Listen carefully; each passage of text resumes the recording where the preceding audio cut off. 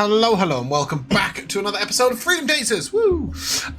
It feels like they have been sparse and few since pre-Christmas, really.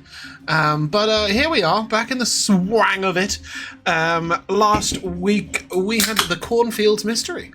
Give me a synopsis. What had happened was, we went to the cornfield, and on the way there, we saw some footprints in the dirt. Mm-hmm. Were a red herring.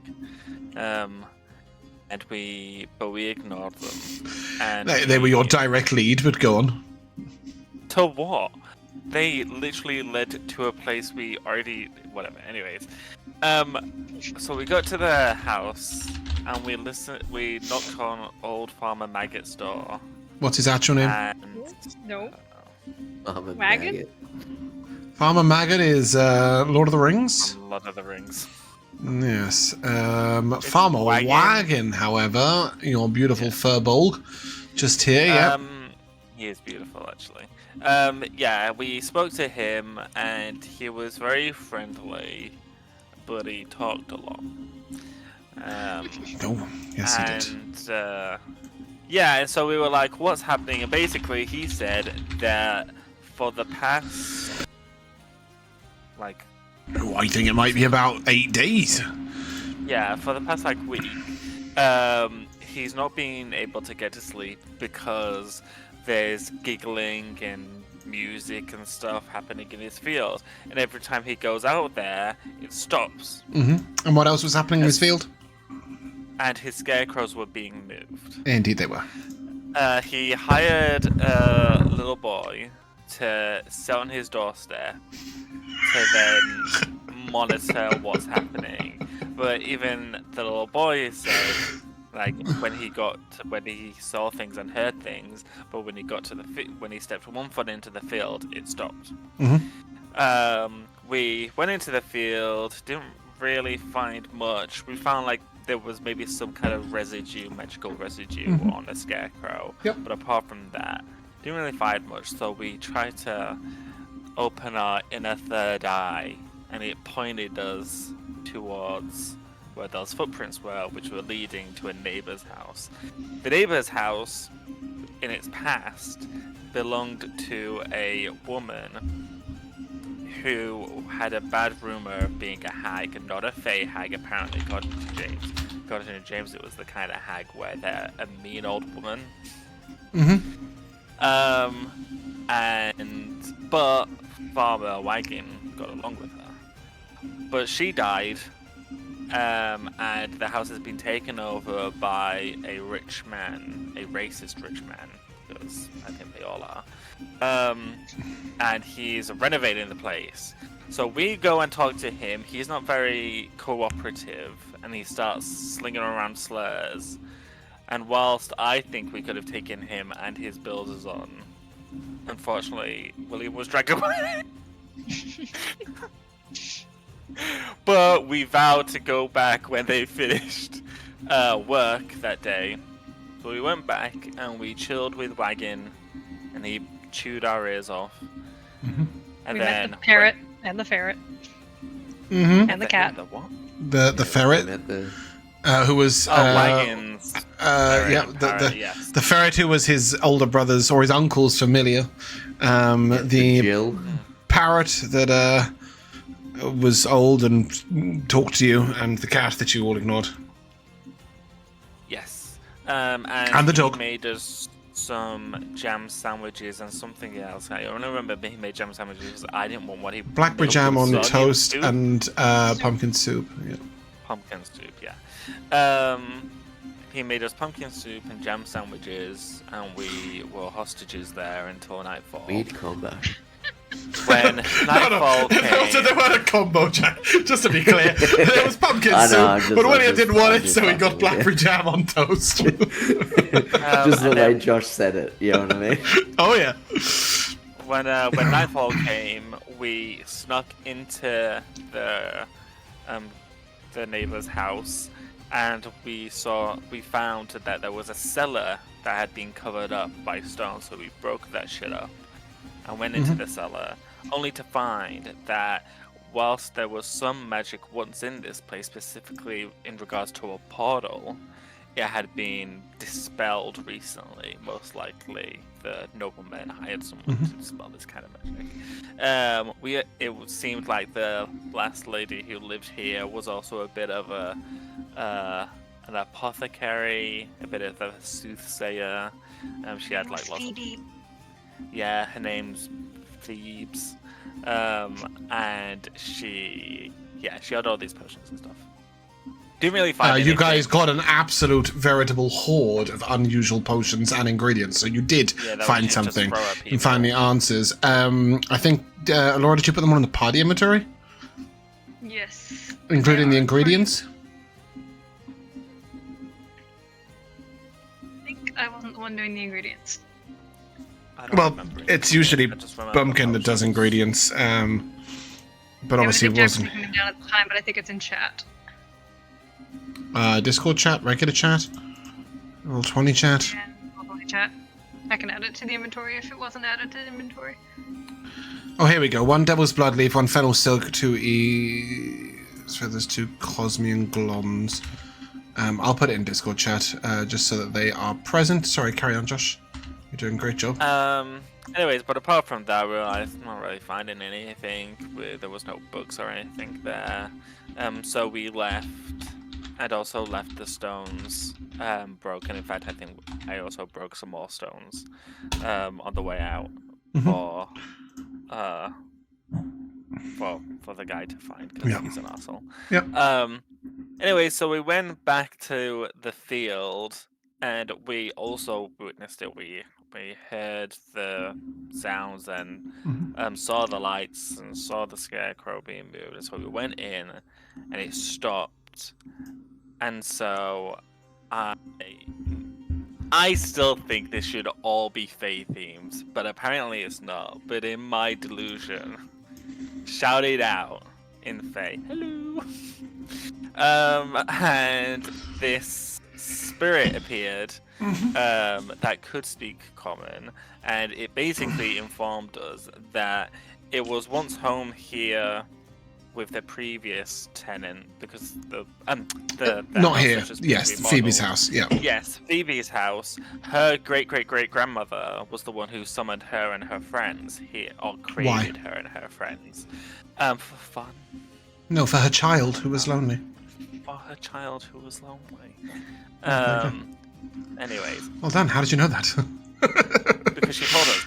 Anyways, but the reason why they're in this field and not the previous field, in Phoebe's field or Phoebe's home, is because the dispel magic that closed the portal. More specifically, the protection from good and evil was, and the Fae. Yeah, whatever the Fae, whatever. It was basically a portal to the Feywild, because it was a portal to. I don't know. You don't know where the portal went. But you guys, were able to broker peace between and they and Farmer Wagon. Yeah, they sprinkled some silencing glitter, spirit dust. Over Wagon, so that over his home, so that he didn't hear them whilst he was in the home. But if he wanted to, he could come out and hear them. And they broke a piece and became friends. And as a reward, he gave you jam sandwiches. I don't remember.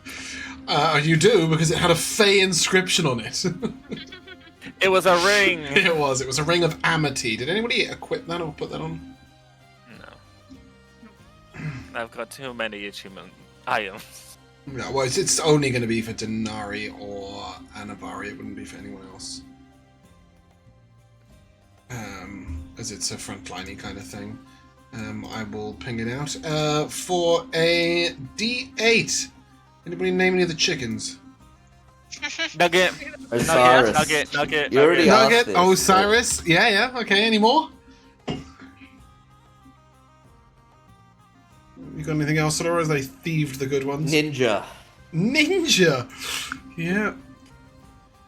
Yeah, no, I didn't get any last week. I'm not going to get any this week. Okay, you missed out Duke, Vinny, Geraldine, Felicity, and Mabel. I could have gone with Clock Norris and Hen Solo, but I thought that was pretty fun. I will ping the string eventually when the little wheel stops going round on D&D Beyond and I actually see something. Here we go. Basically says, when the bond lasts, whenever you receive a heal, the bonded creature also receives a heal. So you put it on you, and then you also touch somebody else, and then both of you regain healing at the same time. You can also use a reaction to give a crit to the person who is bonded to it. Yes, all that talk of it not being anything Fey related, and we get a Fey item. Yeah.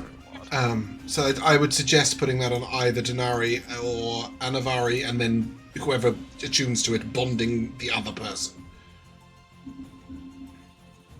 So that when one of you is healed, you both get healed. Attunement things. Are you?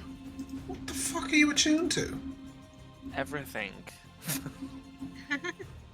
Oh, it was a low magic campaign. Is it a bunch of random rubbish? Well, No, yeah, it's kind an of. amulet of health. I don't. The amulet of health I really need.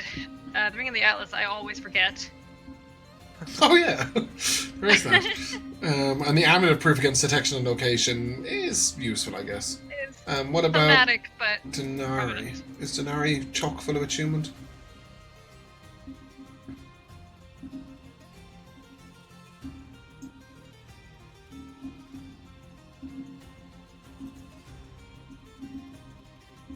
Where are my inventory slots? Right down on inventory. At the bottom of your inventory.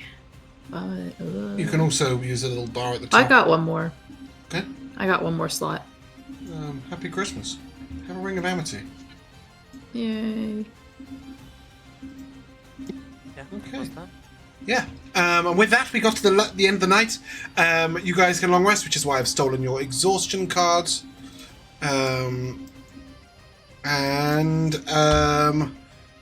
following morning, you would be returning to the school in Senmar before Zadocus comes to pick you up. That's fucking unexpected. Oh, good times. I don't think I would have gone to bed without at least looking for Jackdaw. When you return to the tavern, he was sitting at the bar. As children do. We can be at that moment, if you prefer. So you guys return. It's like 3 o'clock in the morning, because obviously you guys went and did fey things in the middle of the night. It's probably closer to 1 o'clock in the morning. There's a few drunkards laying about in the tavern, and then there is just Jackdaw just sitting at the bar, talking to the bartender. Like he has a drink, or has been drinking. He definitely has a cup in front of him. Looking at his back from across the room, you have no idea if he is drunk or Okay, not. then I'm gonna walk over and look in his cup. Yeah. Look over. It looks like it has some sort of liquid in it. It's not like a glass. It's a proper tankard, so you're not sure exactly. Okay, what then I'll could be in sniff it. Sniff it. it. Yeah, he gives you a look. It smells like blackcurrant. I'll put it back down. It's probably just Ribena, and I will I head to don't my think room. that translates to American. Do you guys It's have Ribena? fruit juice. It's like Robinson's. Do they? That's gonna help them, isn't it? Juice? It's a cordial. Yeah, but cordial gets diluted. So does But Ribena. it's like no, because you can get a bottle of Ribena that's already been diluted. Because you can buy it pre-diluted, it means it's not diluted. Ah, dear. You don't have It's just juice, blackcurrant it's just flavored. fruit juice. Whoa, Just that's a fruit cool juice. bit of side news. America has no equivalent to Ribena because blackcurrant flavored drinks are not common in the US because of historical bans on growing the fruit. Oh.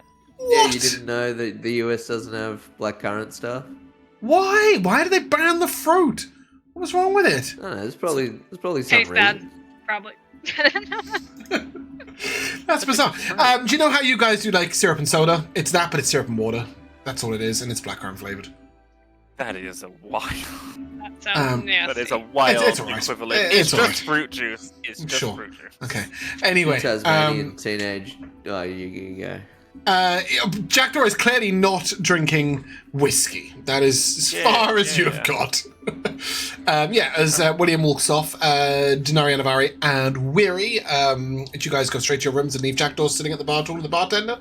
Or do you engage him in conversation, or say hello, or anything else that might be, seen as socially regular? I would go up and just shake my head as William walks away after sticking his face in the drink. This is the bartender just looks at you, right? You walk. So let's just remember, right? You're in a tavern, right? So you come in, you open the door, you see somebody sitting there, you walk up to the bar, you don't address the tavern keeper, you don't address the person sitting there, you lean over in a tankard, and then walk off to bed. In a tankard, you weirdo. Okay, fine. You give a delicate. So dramatic. Yeah. No need to say anything and then off you go. I'm sure he's seen what. Tavern keeper looks at you three and sort of shrugs his shoulders, shakes his head. He sold you the room before, so he knows you're upstairs. Anivari, go ahead. I'm sort of baffled. I'll just walk up. Remember that whole telling us when you left thing? Did you? Mm-hmm.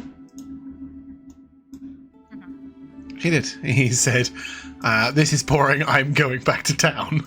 That was his whole leaving message. Okay, how about this? Don't go too far away, and always be within range of communication. Gave you the stones.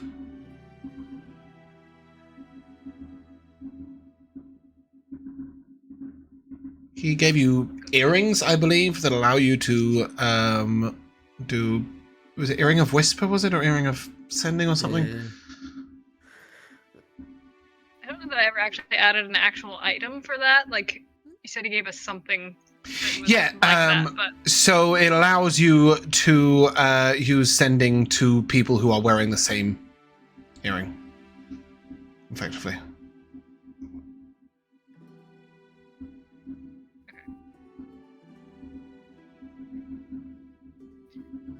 Let's go to bed.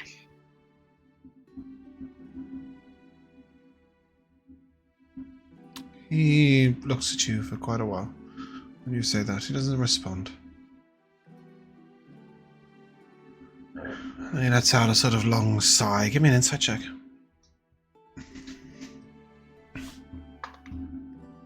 16. He looks a little sad, a little worried. Definitely not drunk.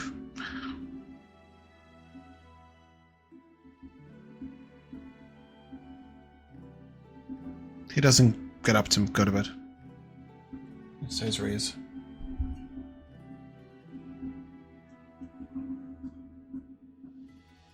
What's up? You do the quest. You did? That's cool. Well done. He seems bitter.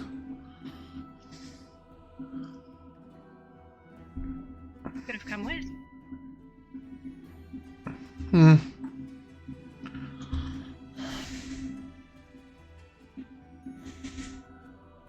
But you don't want that, do you?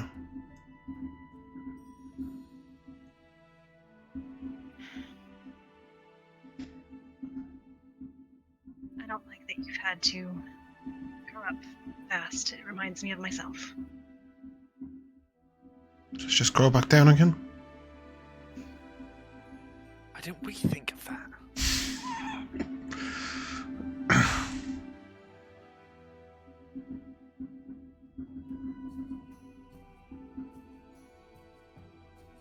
Is that what I should do? Just be a child? So you don't have to not like it? It's not what you want, is it? No. I found an owl. On my own. Well done. Couldn't find a church. People have weird quests.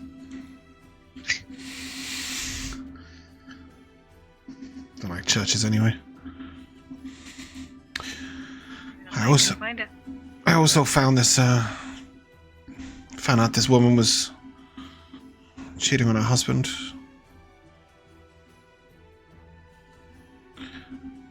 I didn't tell him, but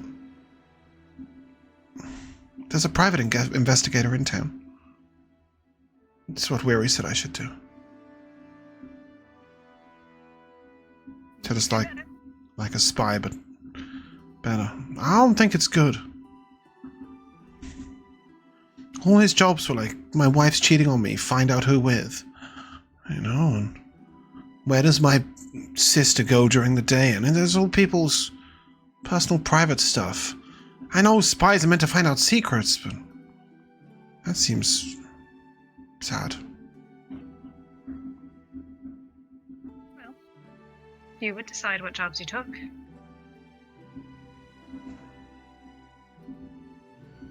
He looks at you and very earnestly says, do you think I'll ever be important?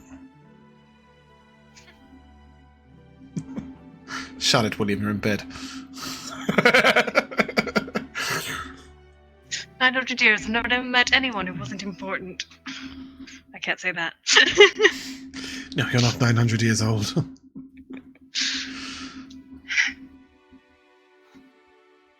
What defines important to you?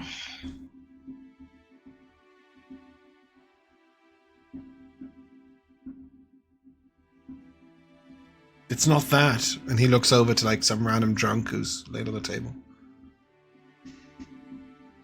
And I'm not sure it's that. And he motions towards the tavern keeper and says, sorry.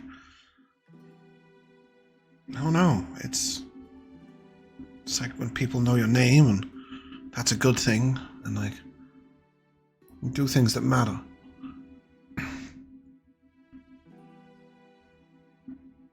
It's not wholly a bad thing to want to be known. But not for finding people's cheating wives. Fair enough.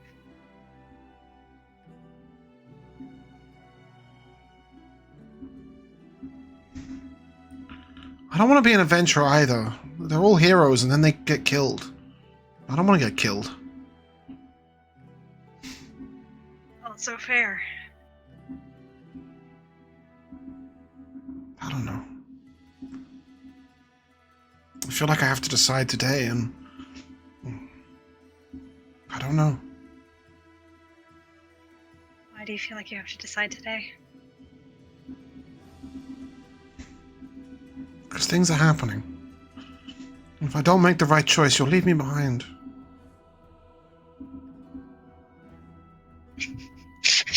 William just nodding. William in bed, just listening to a bop. Like,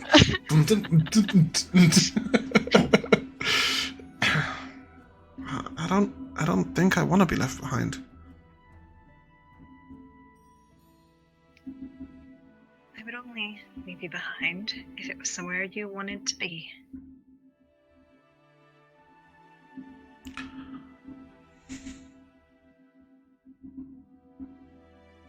But they don't want me here either, do they?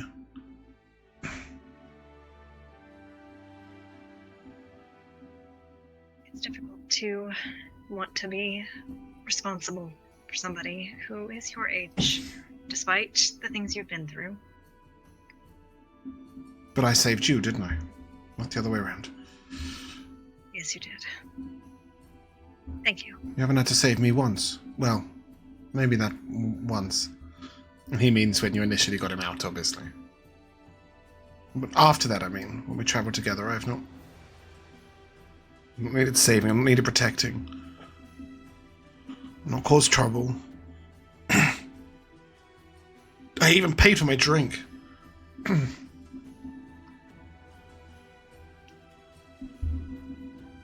It's horrible. You're right. The drink. I believe you. Send the bartender right there. Yeah. The bartender's just cleaning at the other side. He says it very, very quietly, but it's horrible. Yeah.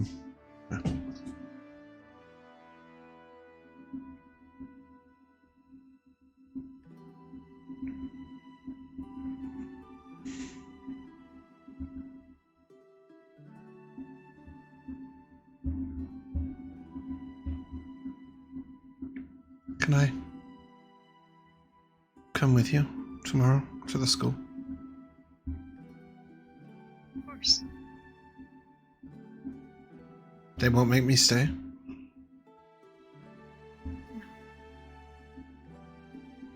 I don't think they could. Gives a little smile. He says, "Yeah, you're right." And then he disappears. Bed. You'll receive a sending saying, "I'm already in bed." As he has misty stepped to his room.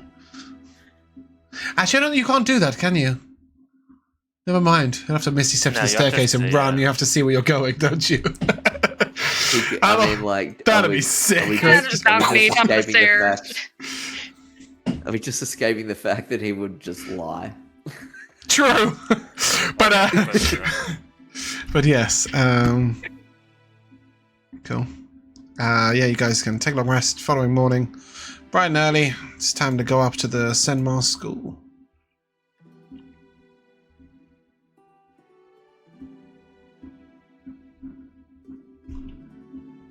Anything specific? I'm going to sort of wake up early. And are we in separate rooms? Yeah. Okay, I'm going to knock on Anivari's room. And I'm going to pre-ask you, James. What was that? What was the... I can't remember which one the girl was that I had that conversation with who's like, I want to be an assassin. Is it Emily or something like that? No, Emily's back with the others. Hold on, Aaron. Aaron. That's it. Aaron. That was close. It was an E name. Yeah, they were both E names. Aaron and Aragorn. Aaron and Emily. Wow, not Aragorn. That's Robert. He's Peregrine. Yeah, Aaron. So just knock on the door. Wait for you to be ready. Just a second. So, struggle to fasten the last thing on this giant clunky armor that I wear. Come in. I enter. Anivari? Yeah. I just want to have a chat about something that concerns me.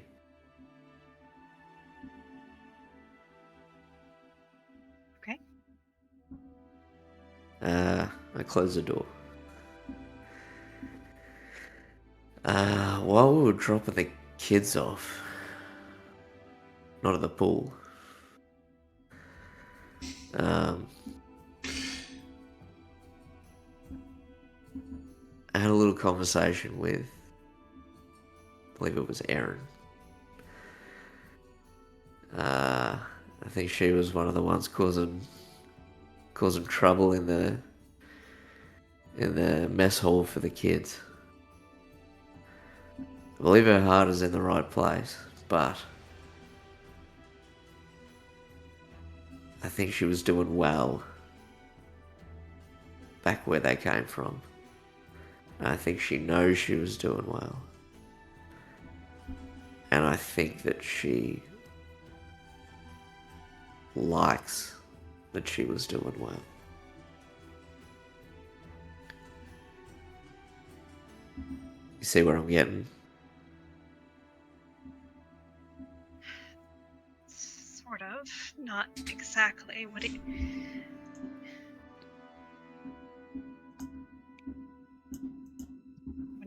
are you saying? It's not like we can not leave her here. No, I'm not suggesting that. I'm just saying that, like, she was asking questions like, why can't she be an assassin?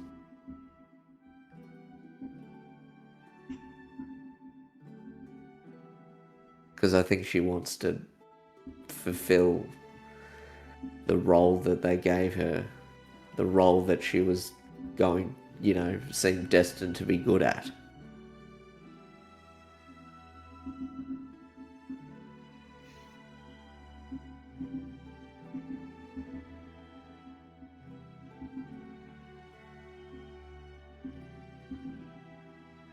I'm not coming to you for answers. Good. I'm just coming. I'm just letting it be known that, you know, this one's a little different. A little bit like Jackdaw almost, but luckily not. It's, you know, luckily not like Jackdaw in a similar way.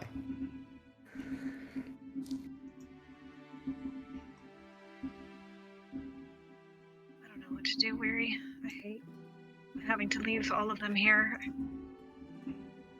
You didn't have to leave them all here. You could have kept them for the whole campaign and raised them like your own children. What's that? Did you hear something? Sorry, I couldn't resist.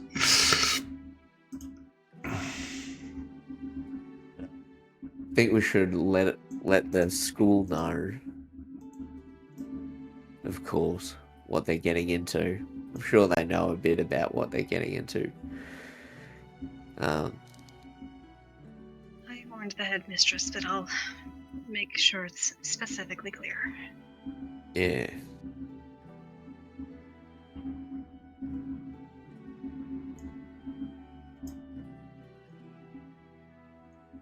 Yeah.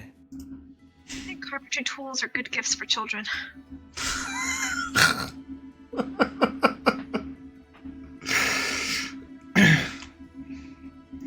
And you get a chisel, and you get a chisel. Just I'm racking my brain about something to help them get their minds on something else. It's not killing. Depends on the kid, because I've seen someone kill someone else with something far less sharp than a chisel. It's not like they won't have plenty of access to weapons. These kids could. They have a rock. They're solid. I mean. That's true, but a personal item that can, you know, that can easily kill is far less different from a rock on the ground. Because you can try to take away said rock, and they have no sentimental value. But something that you've gifted to them to say, this is yours, and then you try to take that away. Okay, so not the wood whittling. Understood. Maybe not wood whittling. Oh no, this is very hard and difficult and beyond all of us.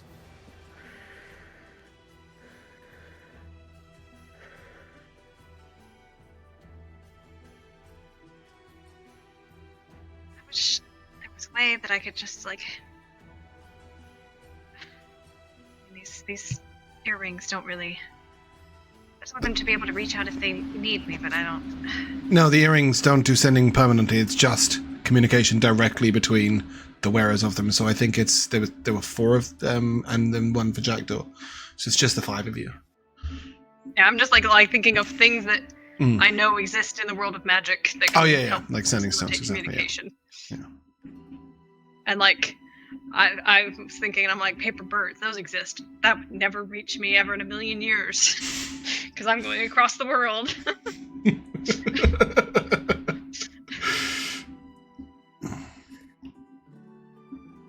So long as we have the time, we can stop in regularly.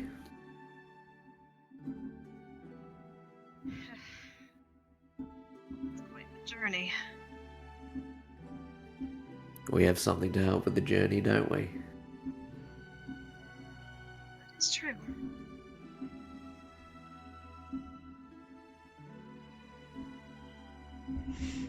The ascending stone. That's a good idea.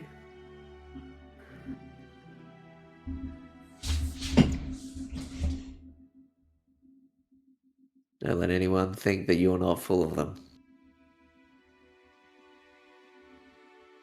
You've been doing well with all these kids, you know. There's a very awkward breakfast going on downstairs with Jackdaw, Dinari, and Weary. So at the table, wondering where the hell the other 2 are. With William? Mary. William, sorry, William, Dinari, and Jackdaw. Hector will look to the two of you and sort of go, So, Zenma, school. Okay. Did you go to school? I was privately educated. He does a little nod and then looks to Dinari. Were you privately educated? Does homeschooling count as private education? I like the way that effectively you both had exactly the same thing, but well, no, I suppose because when you had tutors, I suppose that's the big difference. I don't know, does it? So you didn't go to school? Kind of, a little bit, I guess. More private than public.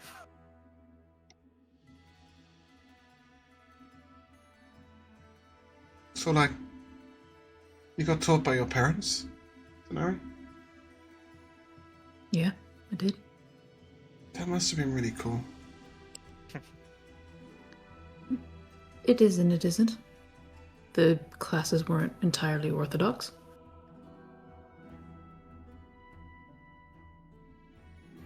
Just like you, Jack. Yeah, he smiles thinking back to the classes he's had, and they're pretty sure yours are fairly mundane in comparison. The 7 places to stab. Well, I suppose actually I think Dinari probably also studied the 7 places to stab someone, so, that is true. He sort of looks. Weary didn't go to school, did he? Well, don't really know much about his childhood. Do you know? You haven't asked. I thought. Well, no, Weary's upstairs with Dinari, with Anivari, right? That's why he's saying. Oh yeah, that's right. And then he'll say to William, Can't respond. "Do you you've not all known each other a really long time?" No. We've only known each other like a week. Where do you get that? We've time skipped more than a week at multiple times. We've only known each other like a couple. About 6 months. About 6 months. Yeah. About 6 months, half a year. Oh. Okay.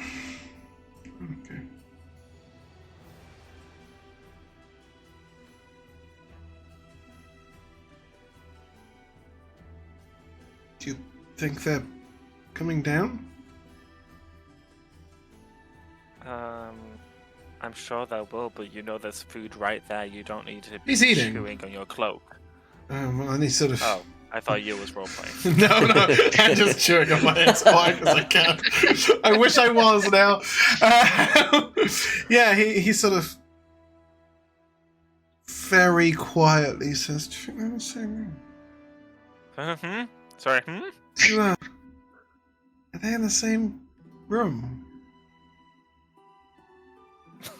I don't think they were staying in the same room, but I suppose. Oh, good. Be in the same He room goes. currently. You realize that everything he has said up to that moment has led up to that one question, and as soon as you say no, he goes totally relaxed, starts eating. He's perfectly chill. You may give Why an would insight your check, the character both of you. Yeah. I won't. I wouldn't. He says way too quickly. Oh, bollocks. So. William, I'll use an Captain inspiration. Clueless over there.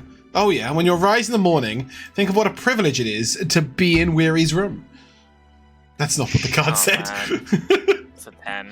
10. Do you think Dinari cares enough to insight check here, or is she not too invested? Oh, sorry, I didn't hear that. No, it's up to you. It's up to you if you want to insight check or not, as to why he seems so interested in whether Weary and Anivari are in the same room. Yeah. I would sure. instant success this if I was down there, just so I could, because Jack knows. Yeah. Go ahead with an insight check, Dinari. 15. Yeah. Obviously, he has had a little bit of friendship with William recently, which is fun. And where he said some nice things to him, and he hasn't really developed much of a bond with Dinari. But he obviously gravitates towards Anivari on a regular basis. Now, clearly isn't looking for a relationship with her, obviously. But I think you think there's some sort of jealousy involved there. He's jealous of Dad. Dad! Fucking Dad! Oh dead. That's what happens with kids. It's get, just like, the fact jealous you of the just other parents straight that up are called around Weary the other ones. dad. I wouldn't know. And just to add to his issues, Weary and Anivari come down the stairs together. You guys were finished? Yep. Yeah, okay, cool. Yeah. Sorry, I just want to make sure I didn't progress you too fast. And as he sees you both and you sit down, he said, "Morning." Good morning. G'day, guys. He leans past Anivari to look at Weary and then looks back at Anivari and gives you a once-over. And then digs into his toast.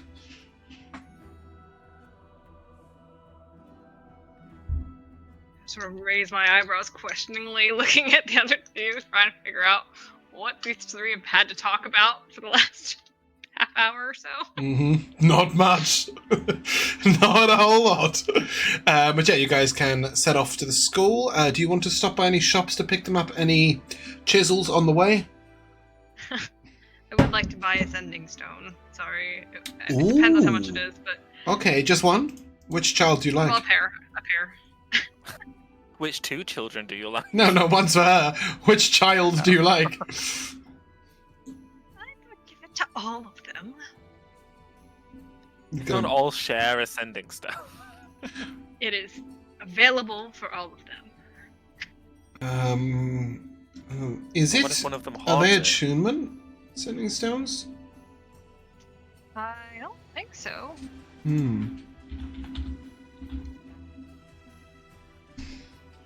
No. Okay. There are 50 gold pieces for a pair. Anybody mind if Yeah, we I got spend that. that? No. Got a lot of money. Cool. Yeah, you pick up a stone. Josh is right. The nun did say, don't keep too close contact or they won't let go, but, you do you. How close contact is Yeah, but they don't 125 have to words? let go. It's 25 I'm words a giving a day lifeline. each. Yeah. Yeah, but you also said that you wanted to stop by and visit them. The nun definitely said that was a big no-no. Not too Well- often, she said. Well, how often are you going Yeah, to not get too this? You're going to sail halfway around the country to get Yeah. there. So yeah, you And it was guys... more Oh, go on. in Anivari's mind of like yeah, that'd be nice, but also kind of being like, I don't think that'll really be able to happen. Mhm. Cool. You head up to... think Go on. I'm just saying, I don't think Weary was there to hear the nuns say that, we shouldn't visit them. So, No, indeed. It was just a Is it? Dinari and Anivari. Yeah. You get up to the school and you'll see a group of children standing outside at the front. It looks like they're planting vegetables, but you do not spy any of your litter. What vegetables are they growing? Right now it's just seeds, so it's impossible for you to tell without asking directly. But Let's head on in. one of the tutors gives you a wave and says, "Just go straight in." Morella is that her name? Have I just made that up? No, What is that's her right. name? Okay, good. Morella should be in the dining hall. Thank you. Yeah, and you head in and you will see Morella is in the dining hall, seemingly clearing up something on the ground, sweeping. She sees you come in and says, "Oh, hello." Is everything okay? Yeah, I think it is. Thank you. And with you? Well enough. We're about to be on our way. Good. Would you like to see the children before you leave? Yes. Although,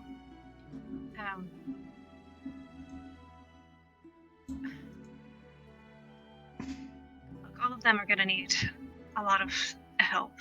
I just wanted to... Erin might need some special attention. She looks back down to what she's clearing up and... I think you might be right. Is what she's cleaning up a dead body? No, it looks like it was once a piece of artwork, perhaps, that has been shredded on the ground. Strewn My about. money was on it being a couple teeth. She has struggled to settle in, but she'll be glad to speak to you. Oh, are those the work clothes? Fantastic. I'll let you give them out. Yeah, that's right. Thank you. I did also pay for extra, so. That's great. That's wonderful. Thank you. It's very kind of you to put yourself out in such a way. The children. I'm saying that to you, not to her. Oh, right, okay. Just be like, I have to pay some more. I thought you said you got them some extra, so I was like, okay, well, that's fair. She'll say, they're in the greenhouse. It's just them. Thought you might want to see them separately today. Just let Arabella know that that you'd like some time with them. Arabella, what's she doing here? Thank you. You go over to the greenhouse and you see a very old lady with curly hair and bright blue eyes sort of saying, and that's the way that this particular plant needs caring after. So, what next, youngsters? And you see that most of them are looking thoroughly bored. Excuse me. Can I borrow them for? You must be Anivari, right?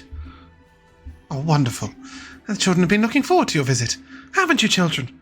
You know, in that sort of overly patronizing way, and they all said, yes, Arabella.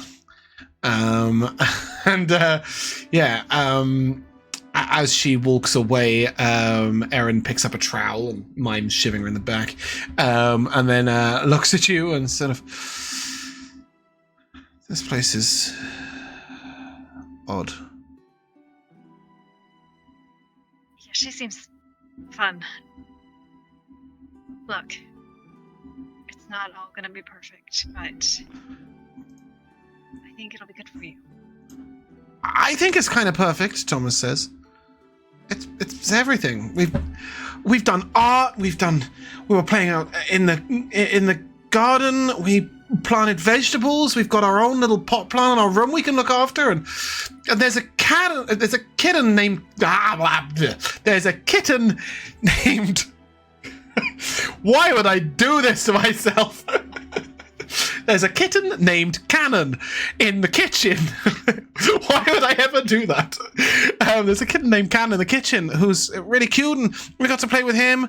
And Arabella's really nice, and the others are just looking at him like, you are such a nerd. He's like, I really like it. That's good. Erin would like it more if she didn't keep beating up Oscar and getting in trouble. I've only been here for a day, and she's already hit him 3 times. And she ripped up Simon's artwork. Erin's literally just looking at him like, you are now a nerd and a tattletale.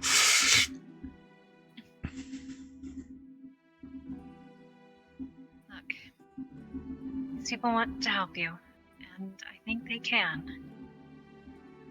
I know it's not going to be easy, and you're going to have to deal with a lot of stupid people and children. But you'll make it. Sort of looks back and Brother Marcus fights undead. Really? I want to do that. Okay. And then she looks over to Weary for approval. And that's the right intention, right?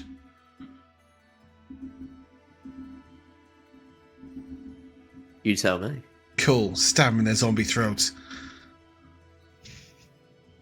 Atta-go. I'm leaving the room. I had assumed you never entered it in the first place. Why? I didn't say that. Well, yeah, true. Jackdaw is looking on very attentively. As you walk past him, he will look to you, William, and say, you don't care?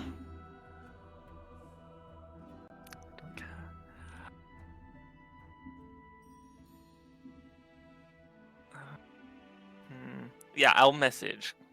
I want to say it out loud. Mhm. I will message him and I'll say, it's not about not caring about them.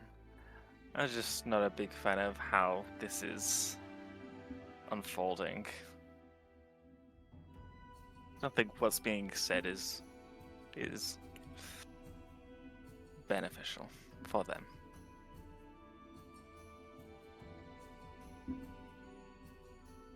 He doesn't reply.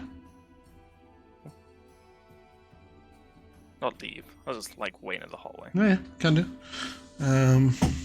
Yeah, as the three of you are talking to the kids, Leah will pipe up and say, "So, are you going?" Yeah, we're gonna go track down another house and. Mary says you're going to be heroes. Is that right? I can hope so. That's pretty cool.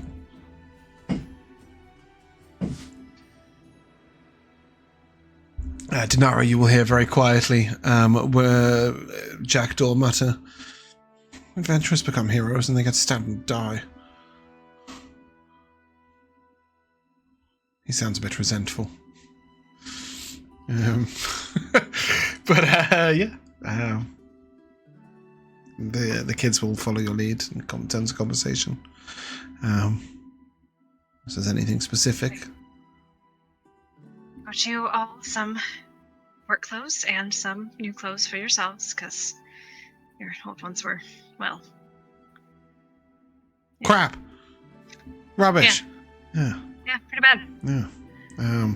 And I got all of you this now. And I hold up the stone.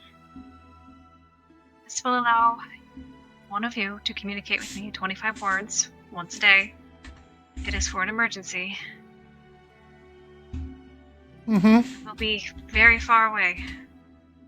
But if something should happen, I will do my absolute best to get here. Life or death. Okay. Michael should keep it. The kids all seem to defer to Michael, who was the very first boy who told you where everybody was and gave you directions. He takes the stone, pockets it, and thank you.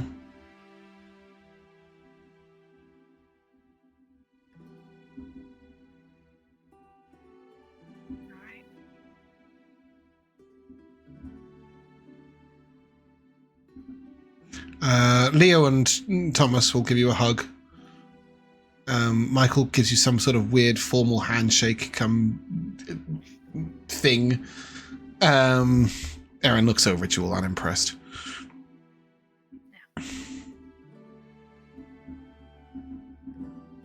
See you all around.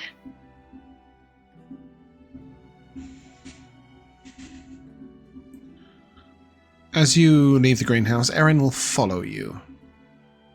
And weary, she'll tap you on the elbow. Hey. Hey yourself.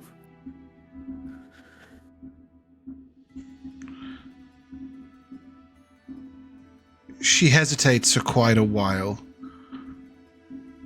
And then she hands you a little piece of parchment. And then runs off.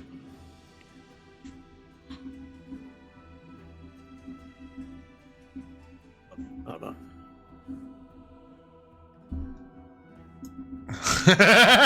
And then, yeah, you open it up and it's a drawing. It is a drawing of a woman looking a little bit like Dinari in terms of weaponry and stance, albeit not in terms of skin color. And it's definitely a picture of Erin as an older girl. And she's got a bunch of skeletons, like little stick figure skeletons coming towards her. And she's got a sword and shield.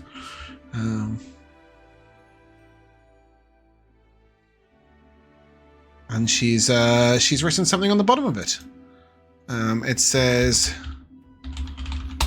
like that. Roll 20, chat. Intention.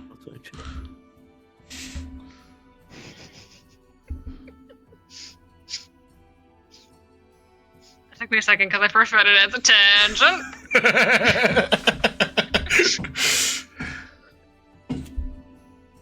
But she scurried off.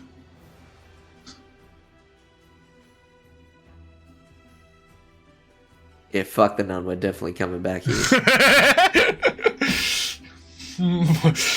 Maybe you should come back to fuck the nun. I mean, it's a choice. She's an ASMR. They age like fine wine. There she is. What, if Weary's not a fan? Weary's not a beautiful Chianti himself? Goat cheese.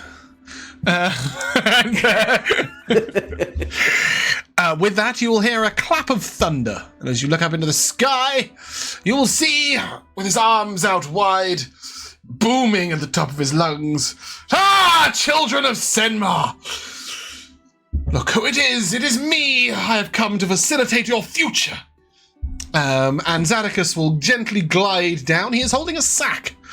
And he will say, "Who leads this fair place?" Kidnapping them? Yeah, he's come to deliver Callum. Or his body. Morella will come out. What is the meaning of this nonsense? And that is the voice of a woman in charge, I think. Marvelous, you may have this. And he puts a sack in front of her. She goes to pick it up. Ooh. So she opens it up and she's like, "That is very generous of you." Goes, "Not to worry about it. Call it tax evasion. Right. Team, are we off?" Yes. Great. Are we bringing this one with us? He points to Jackdaw. Yes. Well, it's been a pleasure. And with that, unless you stop him immediately, he will just teleport the five of you to Durbin. Boom. Welcome. Home-ish. Oh no. Not Fabulous. those things. This is your home. Well, Yeah, right now. we've got a journey today, do we not? Weary? Well, tomorrow morning, I suppose. Dawn is the auspicious time for a maiden voyage, is it not? Seems that way, doesn't it? How was your visit to the Church of the Destitute? The Monastery of Despair, the collector of wayfaring stragglers. It was fine. Did you make your deposit? Do you see other children here? And are you worse for it or better for it, Anivari? We'll find out. Yes, we will. He's still wearing this god-awful yellow suit. Oh no, get him off my screen. Not keeping him on for the whole session, Josh. No. He ain't no lord. I don't know. I've got 2 titles as far as I'm aware, though. I don't use them. That's a little preposterous, isn't it? Lord Zadocus. Now, King Zadocus I could get behind. Anyway.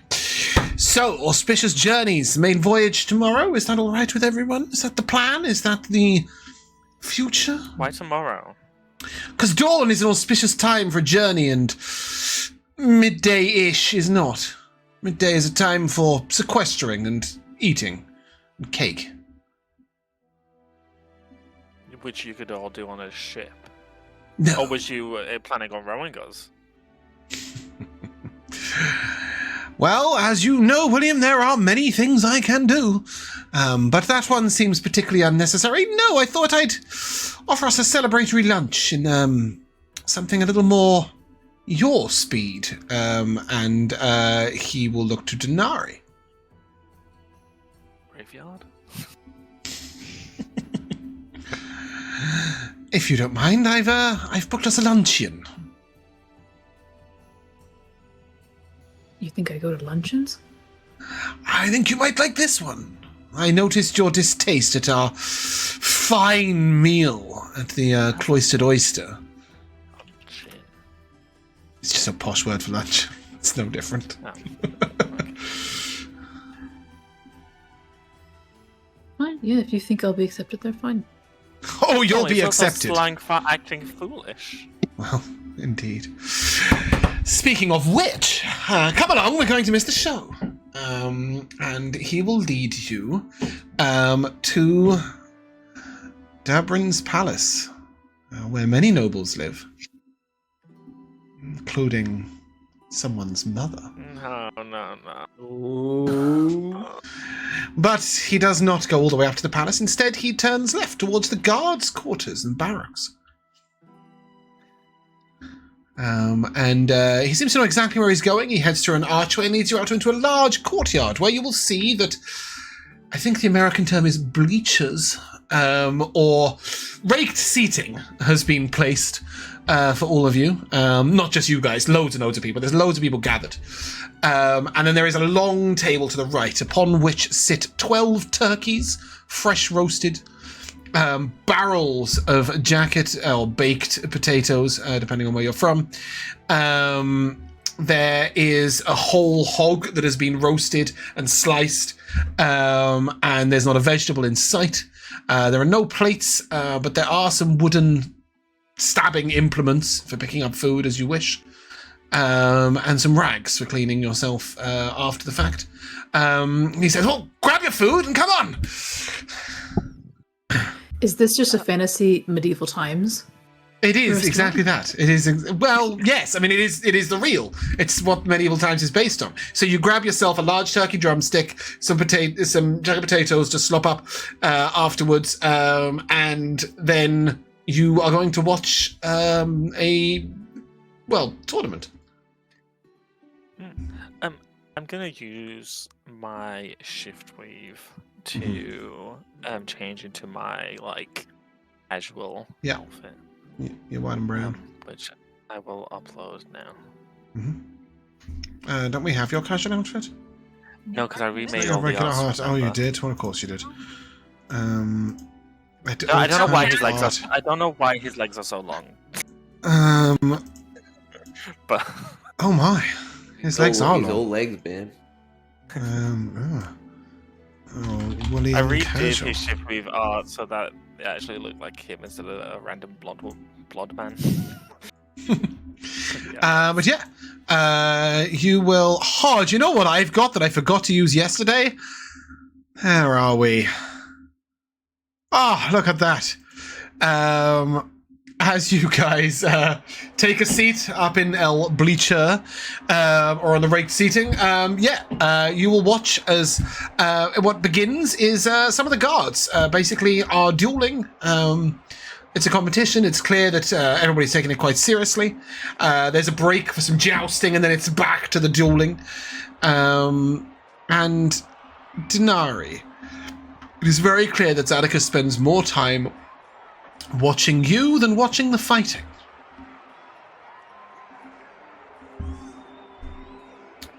How is Dinari responding to this lunch? Or luncheon, if you prefer. I think I'm just trying to figure out why this would be my style in someone else's eyes. Interesting. Yeah, I mean, he's mostly tried to find something that he thinks is unpretentious. That much is clear. But whether he's succeeded or not is a totally different matter. It was very much the obvious, okay, I fight.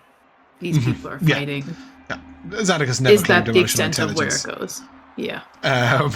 Yeah, he doesn't fit in at all, but he's clapping very loudly for everybody, winner or loser.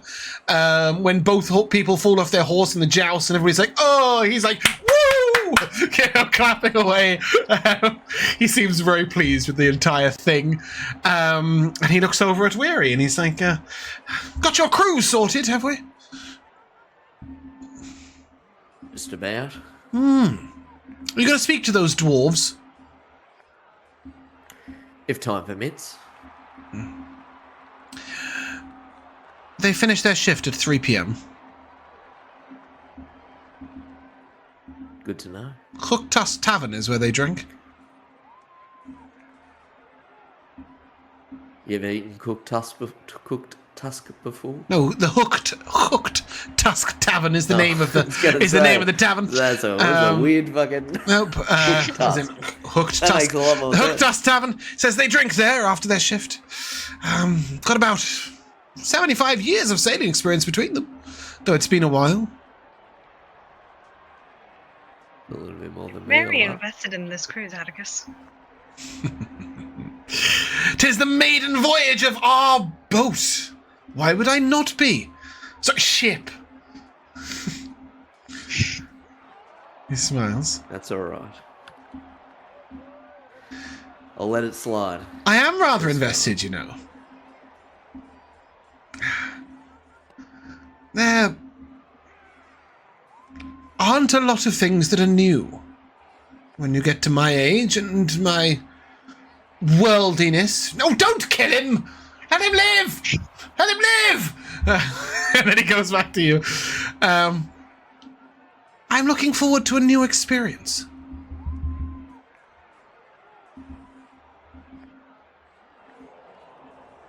What of you, Dinari? Have you been on a boat ship before? No. Pretty sure not. A coastal city. You made that sound quite depressing. Are you excited for your maiden voyage? I guess a little bit. It just any excitement I have pales in comparison to whatever you've got going on. Thank you. What about you, William? You're looking despondent, not your scene.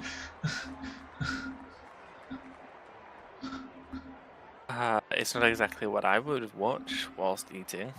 Ah, yes, there is that. It is a little grisly, I suppose. Well done, jolly good, fantastic. He almost beheaded him.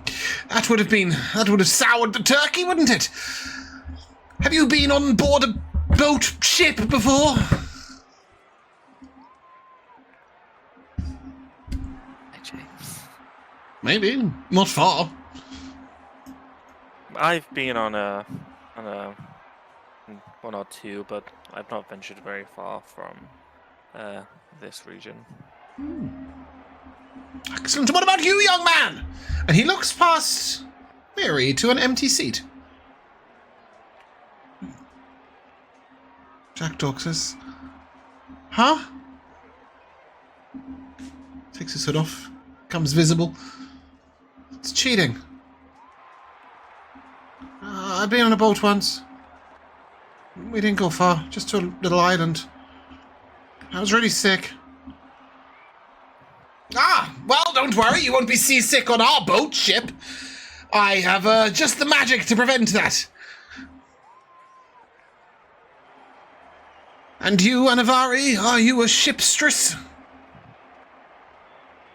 I've never been on a ship.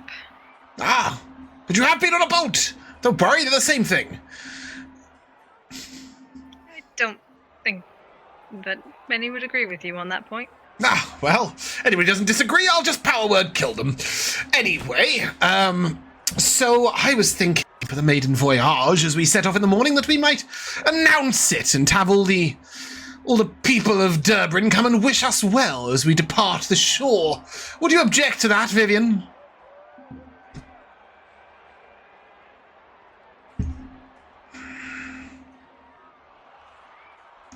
I think I've caught Jack in a moment. Oh, wait. Yeah, You said William. you're right. didn't you? I said No, Vivian. Vivian. Oh, I'll God. catch you off guard. Would you caught me off guard with that? Would you object to him No, announcing you it to do the whole of that. Durbin? Weary does not respond. Okay, it says, Captain Vivian, would you object to us announcing to the whole of Durbin that we'll be leaving so that we get lots of onlookers and well wishers? It is most ostentatious, you know. The number of laurels hung on the back of a ship determines whether it comes back, or so I've read. Well, you need to make sure you come back as a well-stocked kitchen and a hearty crew, mate. Well, that's not very exciting, is it? Come on, what, we don't need a well-stocked kitchen when I can do this? He raises his hand and grabs an ice cream out of thin air and hands it to you. Let's... We're having none of that. No ice cream? Food. No magical food. No, Something tells me you're going to do everything you can to turn this adventure into a dull experience of boredom, tedium, and near-death experience. Dinari might actually like it. The reasoning for doing what I do. I'm sure you do, Captain Vivian. Can we tell a few people? We get a couple of well-wishers. You can tell a choice select group that you know personally very well, and you will have to veto them through me. We could invite the ex-wife. He looks at you with a mischievous smile on his face and looks over to William. Fancy a reunion? Excuse me? He's suggested that he invites his ex-wife, Serafina. No, I'd rather not be on a ship where you two will blow each other up, just for the fun of it. Yes, there is that problem. She might kill me, or try at least. Oh, we could invite Noor! I was actually can thinking invite it was Noor. too much you being there. Never mind adding someone else. How very dare you? It's at least somewhat vaguely partially my boat. Ship. It's an investment you made. If you invest in a shop, it doesn't mean that you spend all your days at the shop. No, just the Maiden Voyage. And that is what it is tomorrow, at dawn, where no well-wishers or onlookers will come whatsoever, because I don't know any one person who actually likes me. You were bored.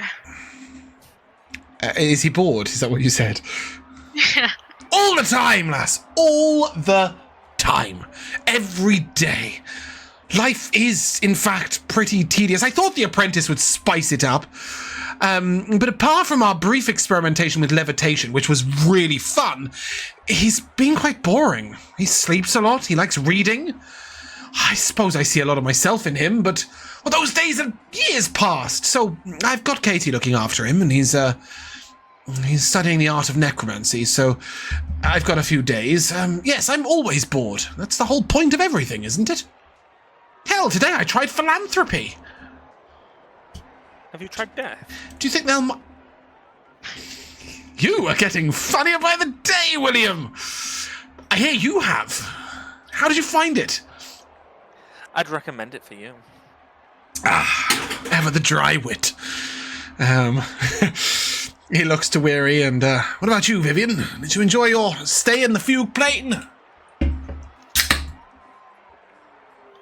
You really have no one that you consider a friend.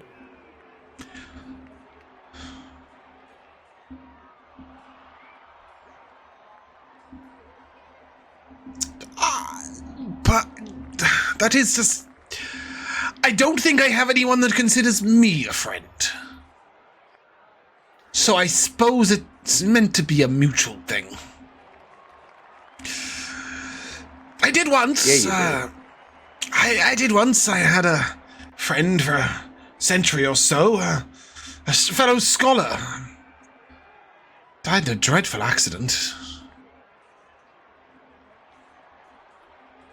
That was a millennia ago now. That's okay. I have my new partner in boating, Chipping. Right? I was gonna Jostles say you. that does hurt a bit, mate, because I thought we were friends. Ah! Well, that's wonderful! I'll invite you! Wait. He hesitates for a moment. I am very glad you think of me that way. Weary. I had hesitated to assume your friendship. I, for one, very much enjoy your company.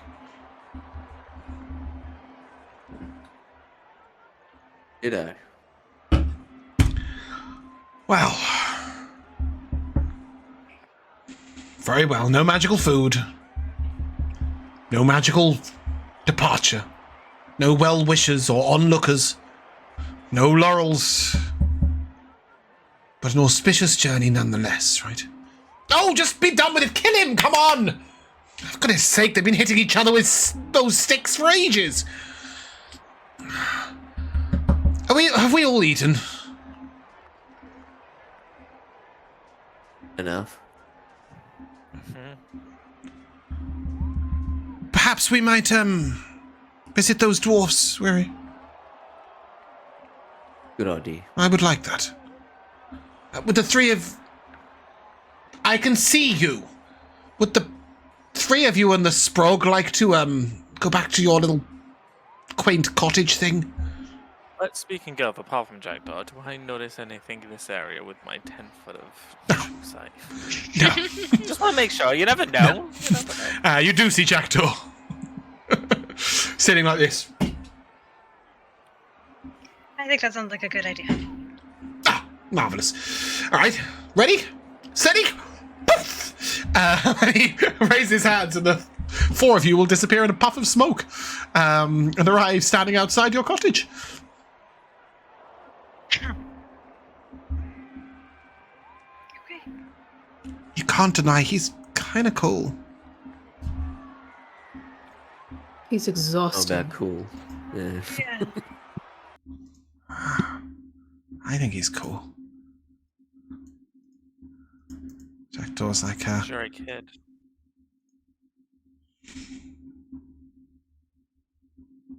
yeah, must be that. Because I have a sense of fun. Because you're a kid.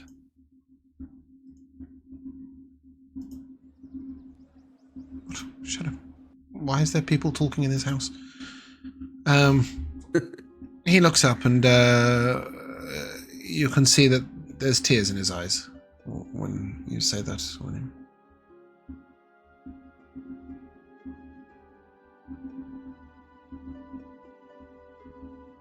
Maybe I am. Is that so bad? Okay.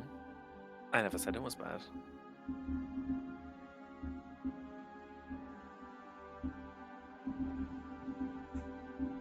Speaking of kids, as you guys enter the cottage, you will see Serene and Serena and our lovely Osprey and Robert are baking in the kitchen. And they're currently having a fairly vigorous argument with a floating bread pin, rolling pin. Where's Emily? Is this a kind of lovers fight? Or is this this is about to be murder investigation? The rolling pin keeps tapping to get involved, and they keep pushing it away. It's not going to result in death. Osprey looks up at you and Emily's sick. She's upstairs. Like in the head, or Shouldn't make jokes like that. I think she's a bit overwhelmed.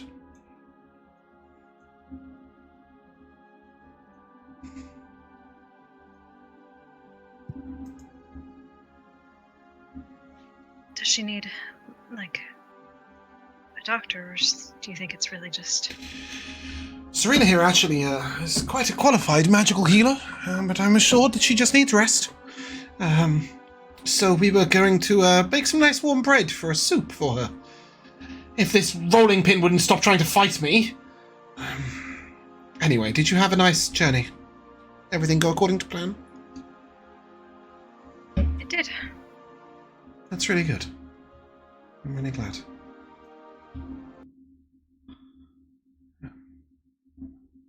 And you're okay?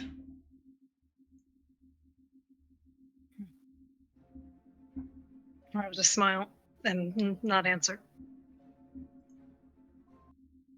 She smiles back at you. And as you guys rest a bit, Captain Weary. Zadicus will say, well, come on then, the Hooktusk Tavern, is it? Wonderful. Did Dinari not like that, you don't think?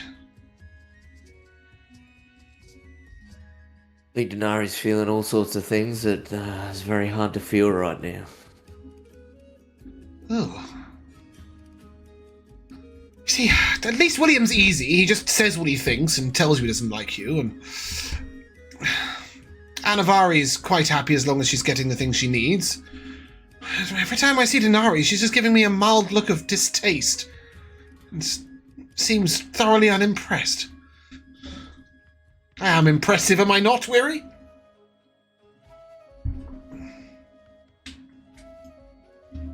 Mm. Do you think it's the suit?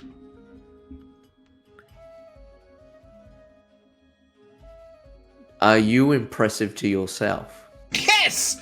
Absolutely! Every day.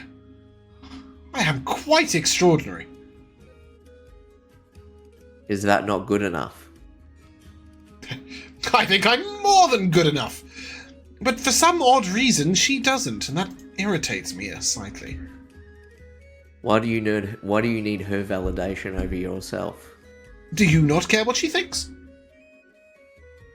I care what my close friends think to a degree. Oh, I had to go and add the word close. Are we not that yet? Regardless, I don't know. I try and put a smile on her face. She just looks at me like I just spat on her foot. All the time. Not everyone's in the mood to smile, mate. Oh, well, that's rubbish. You in the mood to smile, Captain Weary? Your first day as a captain tomorrow on the boat. It is your first time as captain, right? Is? Are you nervous? Anxious? Worried? Weary? Concerned? Wary? He throws out. I am a little bit underprepared. Good. That might make it just a tiny bit exciting. Tusk Tavern, here we are. Absolute shithole. Shall we in? You shall. He opens the door and tumbling out is a large fellow who is being thrown by a bouncer viciously towards you. He sort of steps out the way and bit of a raucous atmosphere. Shall we? And he steps over the unconscious person in the doorway and leads you into a place that smells of stale ale and sweat. You'll see various groups of people standing around, looking like a fight has just ended.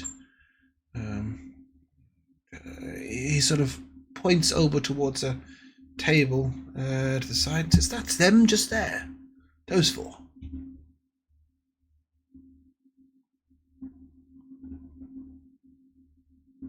I order an ale. Yes. He goes up to the bar and he'll say, 2 ales, please, your finest, if such a thing exists. And puts a gold piece on the table. Bartender sort of looks at it like, what am I going to sell them for a gold piece? But he'll come back with 2 tankards of ale and says, 3 refills. Zanika says, thank you, I don't think we'll need them. Holds his drink a little far away from his face. And,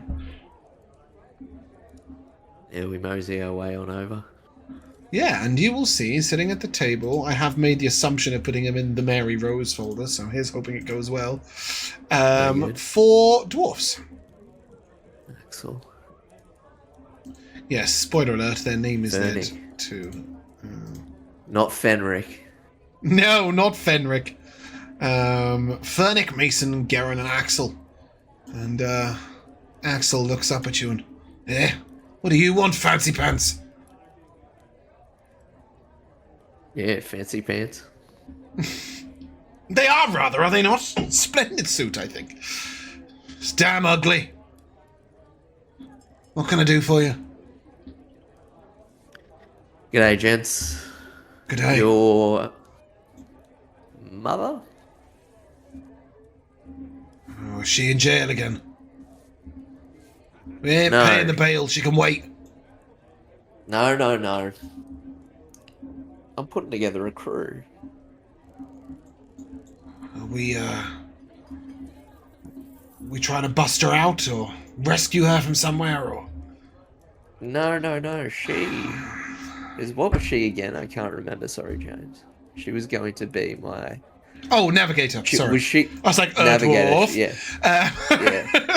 Yeah. Okay. Yes, a navigator. Navigator. She's going to be my navigator on said crew. Great. Don't need our permission. No, but she said that she had 4 sons with experience in sailing. Got experience in a lot of things.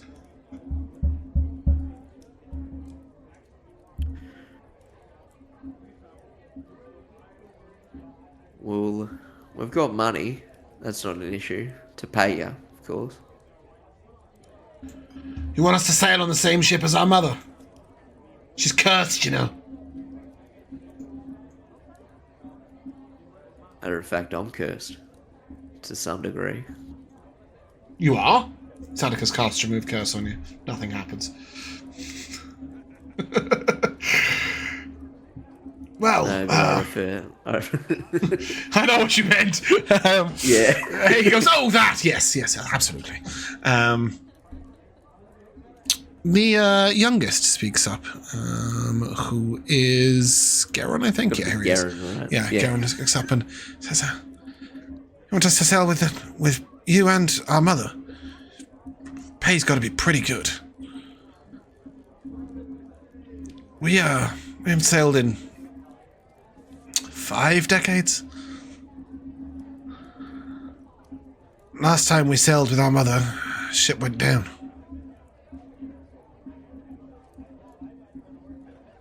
Tell me about it. He says, it's not really my style. Why don't you tell it, Mason? Mason says, picture this. There we were, traveling across the ocean. Stormy night. It was dark, except for occasionally the crack of thunder upon us, and then a flash of lightning through the sky.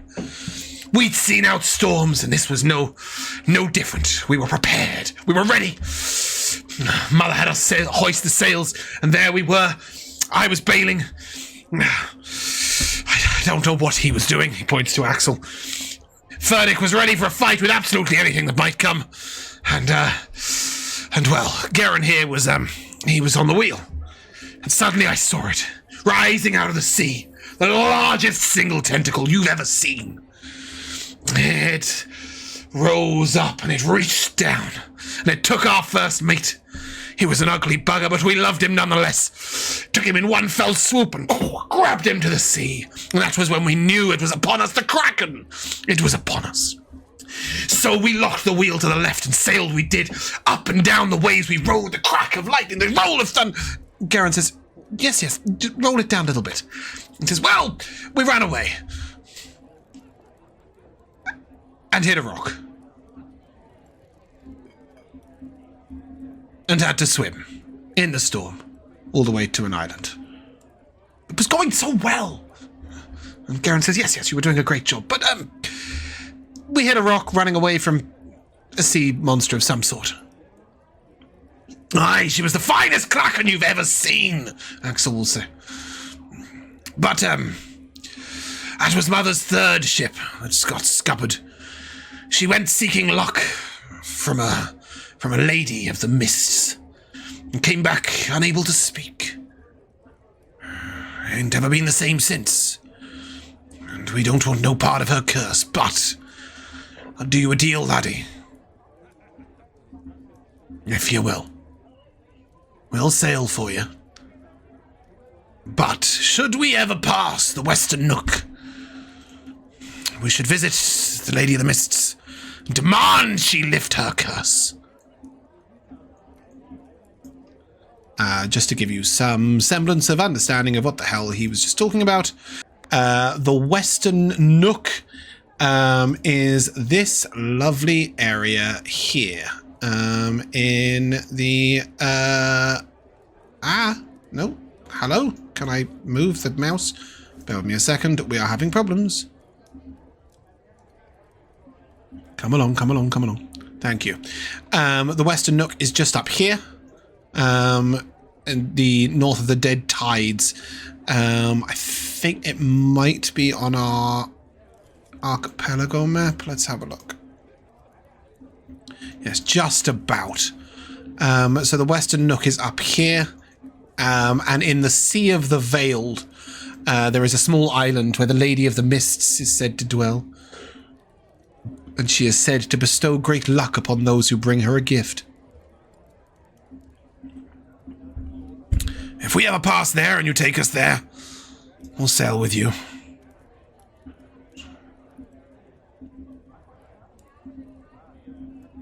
Might be some time.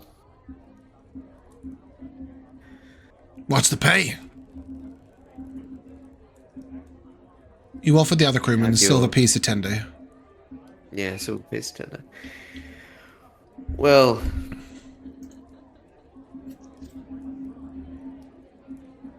you have experience. And you have your aversions.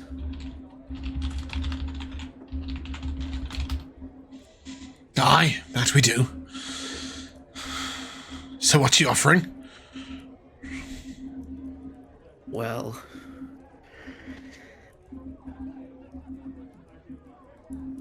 if you can handle having a little bit more pay, or handle the others. We can handle gold. Lots of gold. If you can handle it that the others might get a bit upset that you get a bit more pay. Aye, we can handle that, lad. And then we'll say 2 silver a 10 day. Gold piece of 10 day for the 4 of us.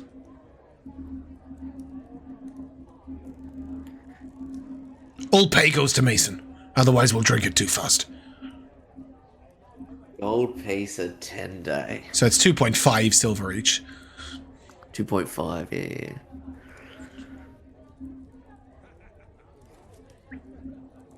Hold I'll up. put an arithmetic at... Do we have to take the wizard? On the first voyage, yes. That is one condition. Does he drown on that one? Unfortunately, not. I am undrownable! Your first journey, your first voyage will be the only one you are guaranteed to survive. With the mighty master... Master? Wow. With the mighty Master Zadocus at your side, nothing could do you wrong. And he goes, oh, you're Zadocus, are you? Huh. Less impressive in the flesh. Could you do out for Mother and her curse? Quite probably, and no.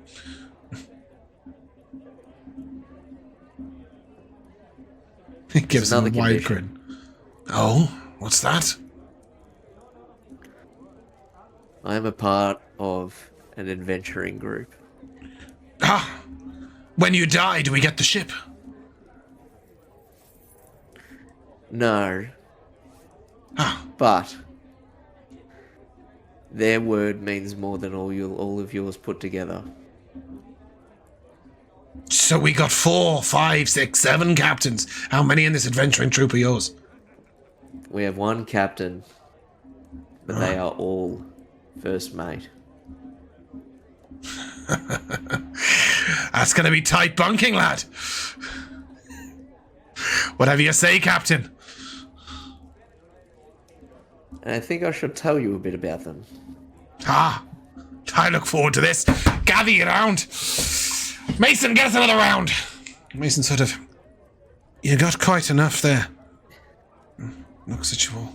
So, here we are. During your adventuring days, you met with 4... You tell the story. William. As you say, William, Garen is going to take out a notebook and pen. William. If I had a son, I'd be proud if he turned out like him. He's a hothead.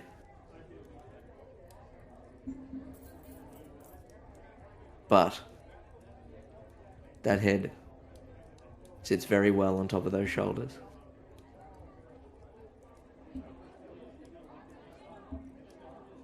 But don't say anything nasty about him. Otherwise he might fucking send you into the abyss or some shit like that. I don't know. It's the shit that he can do, mate. Atticus raises an eyebrow. Dinari. Wait, was that it for William? Atticus says. That's it for William. He's a miserable sod, but very funny. He adds to the list. Dinari. Spelling? Dinari. Garen writes it down. Tiefling. And if that's an issue, I'm leaving right here, right now. Why'd it be an issue? You know how some people are. No, can't say I do. Then you're lucky. She is as dedicated to anything that she puts her mind to than most. More, I'd say.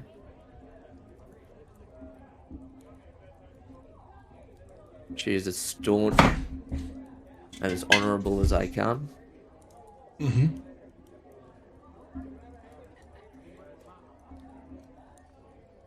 And as true to her word as one can be. And she doesn't like to smile. Atticus will add. Just to keep you grounded.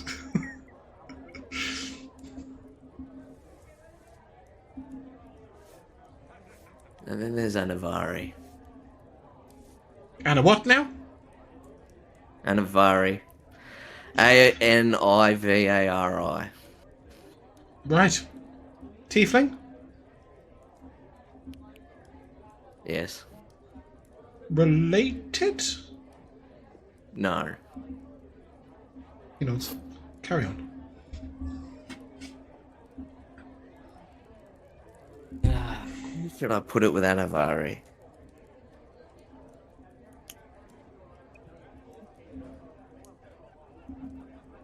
Well, the way out in Karim, there was this woman. Woman I want to tell you about.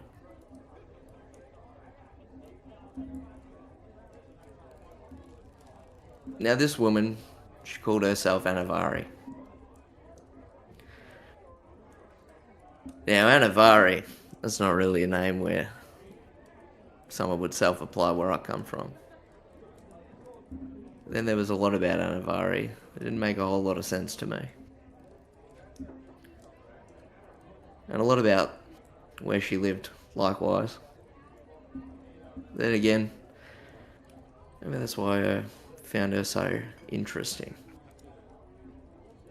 The first word that Garen writes after a long wait is interesting.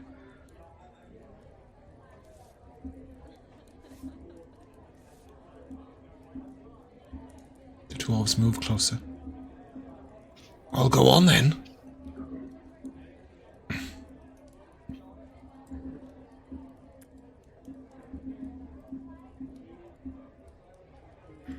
Now, I met her around Gold Harvest, you know, and before where we're in now. You know, as we're in the time of the conflict of the east and the west of Galania. I only mention it because sometimes there's a woman, I wouldn't say a hero, because what's a hero? But sometimes there's a woman, I'm talking about Anivari here. She's a woman of her time and place. She fits right in there.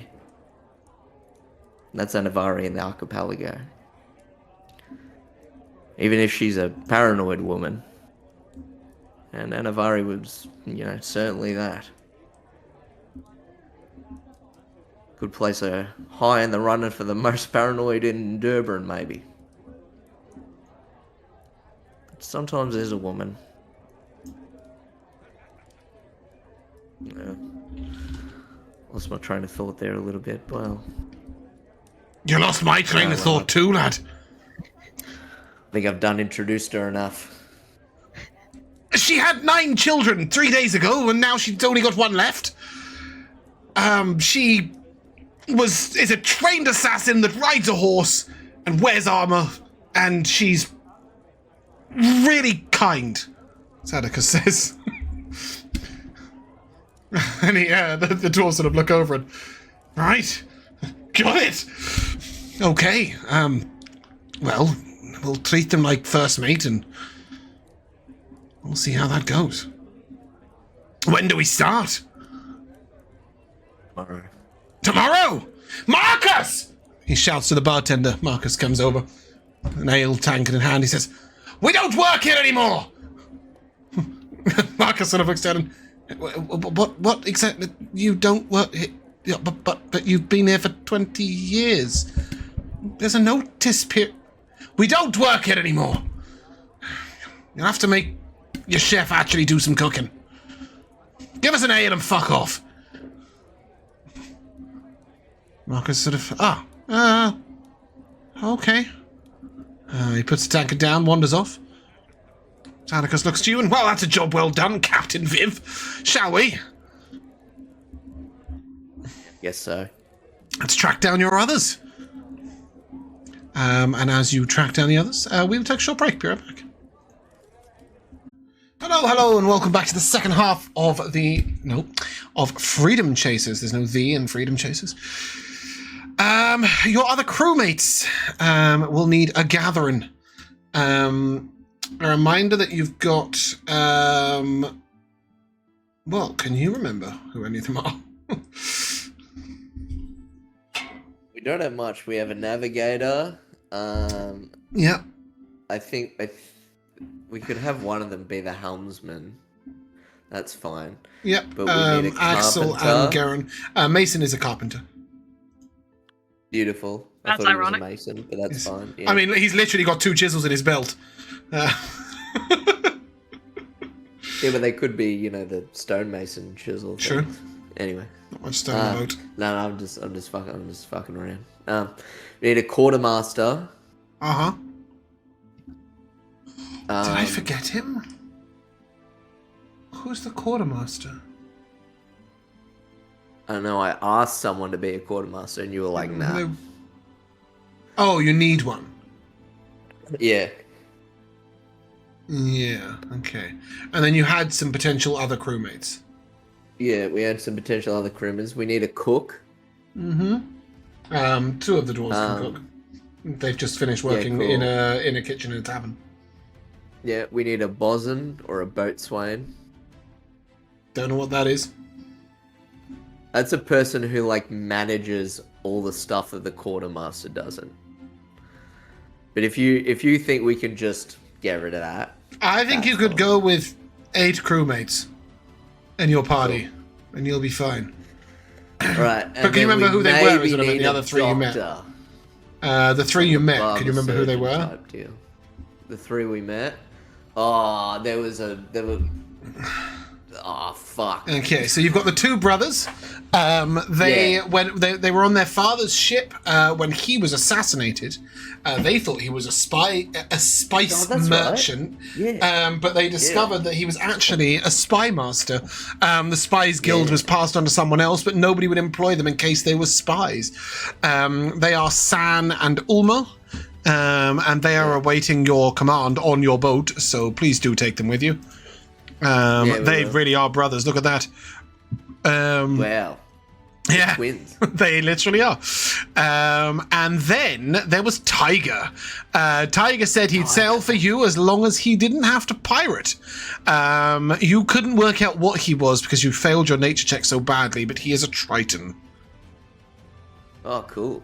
Yeah. So we've got the navigator. We just need a quartermaster. They one can of the fill dwarves those can roles cook. between the 8. Yeah, one of the dwarves can be a carpenter, one of the dwarves can be a helmsman, and we need a doctor. Yeah, I mean, Tiger will tell you that he can stitch a wound. And that he can read that's some. what we need. He'll say, and I can read some of the bottles in the medicine chest. Yeah. We really just need a surgeon, essentially. Ah. He's set bones. Yeah. As long as you can fix a break. You know what I mean? Fix a Set a bone, yeah. Cool. set a bone in that. So there apart you from are. that, we're good. That is your crew. And the following morning, There's one thing that I would have done. We don't have to roleplay it. Yeah. I did buy 3 additional outfits for Emily, Jackdaw, and Robert. Jackdaw will decline. Fair enough. I'll just leave it in the room. He will very briefly demonstrate to you that his outfit can change. I think I did know that, actually. If I'd known that, I would have bought him one. Yeah, so he's got his cloak of invisibility. He's got his clothes of disguise. They're called. So they're a bit like a shift weave, but he can basically have them look how he wants them to look. But they don't get any richer in fabric or anything.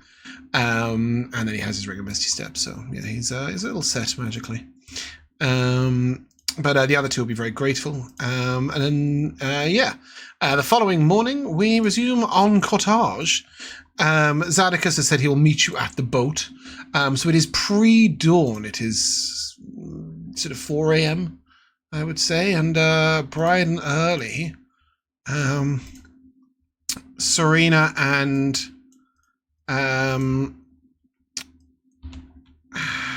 Osprey are down in the kitchen making breakfast of just boiled eggs and bread, and there's obviously the pastries from the cottage as you all get ready for your maiden voyage. Is anybody doing anything specific? Any specific preparations? Any morning magic casts? Do we have any of those?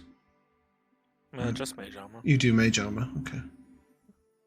I'd like to do a little something. It's going to be more roleplay. I'm sorry. No, that's good. We like roleplay.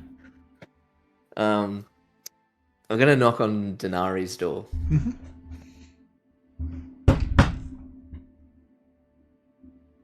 Yes. Is everything all right? Anything need to get prepped for today? No, just wanted to check in. What do I need checking in for?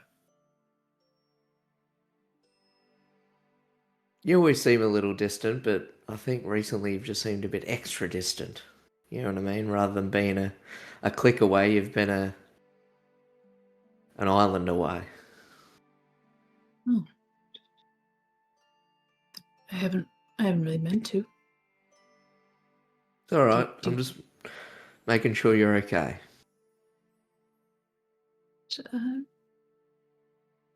I guess. Do you want to come down with me to the living room fireplace? Yeah, certainly. Sure, it's better than talking in the hallway. Is there anyone else currently in the living room? Muted. Oh. No, it's 4 o'clock in the morning. Everybody is just about getting up. Good, then. Got some time. Can you help me start a fire? Yeah, of course.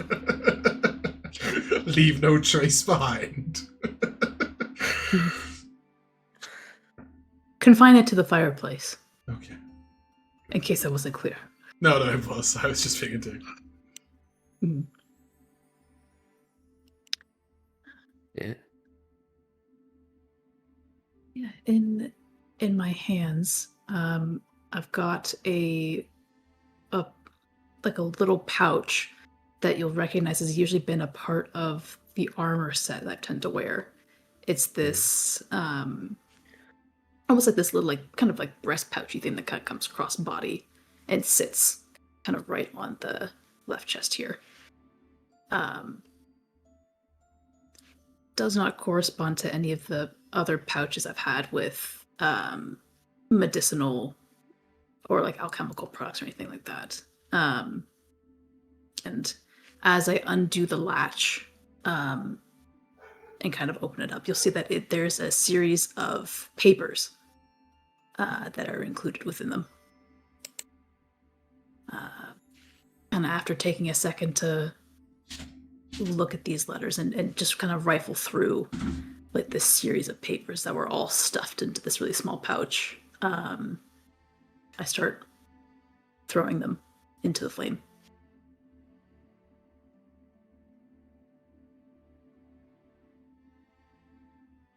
I think I'm about done with letters.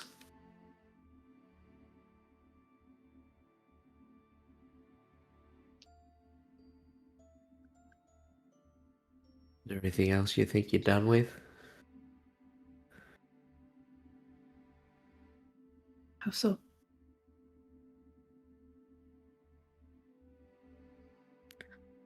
Just always worried you're going to choose to leave us at some point.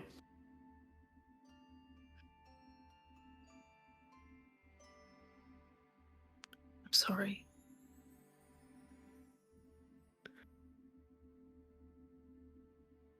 I don't want you to feel like that we blame you for anything.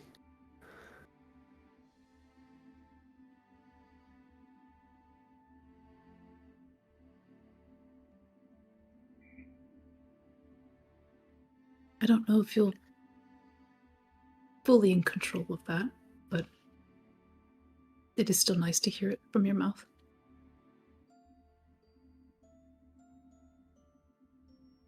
This is all just really new.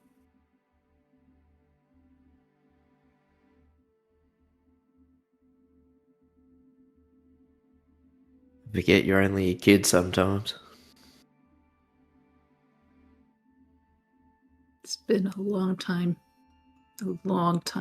since anyone's regarded me as a kid. You're all kids to me.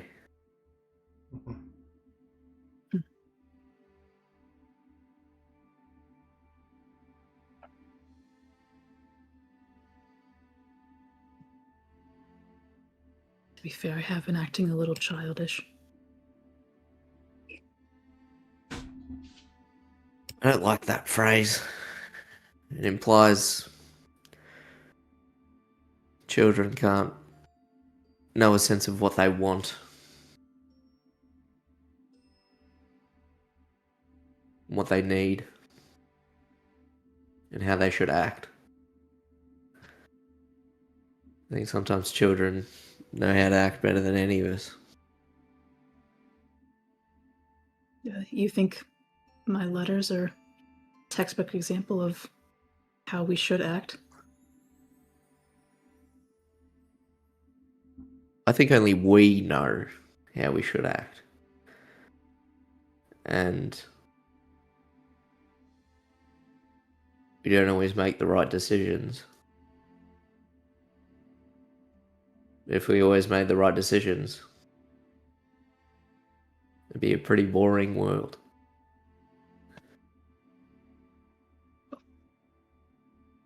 Hopefully throwing these out is the right decision. Can't really reverse it now. Well, if you keep carrying around the same old planks, you'll just keep rebuilding the same old ship. So, fuck the past. Fuck it.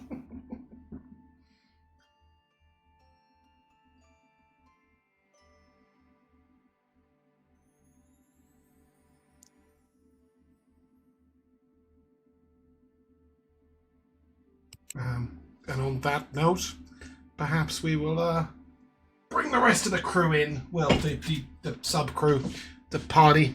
Yeah, you guys can all come down, get ready. Anivari, William, is there anything specific you're doing pre-voyage? I don't come down from upstairs. I come in from outside because I have been outside all morning with a treatise. Oh, 3 a.m. meeting with the horse. Yes, absolutely. Horse not on boat. Horse That's can go on absolutely a boat. thing that happened and can happen. Yeah, horse can go on boat if horse wants to go on boat. Horse might just go on boat, because I don't want to leave Horse here. I don't want to leave you behind. Not to mention that the cottage itself is going to move, right? Temporarily. They are moving further up to the north, I think it was. I'm going to take the cottage further away from Durbin, but you've got a way of contacting Osprey when you get back to let her know, and then she'll bring the cottage back to you. I don't need aircon. It's the middle of winter. Okay. She's turning it down as well. Leave it alone.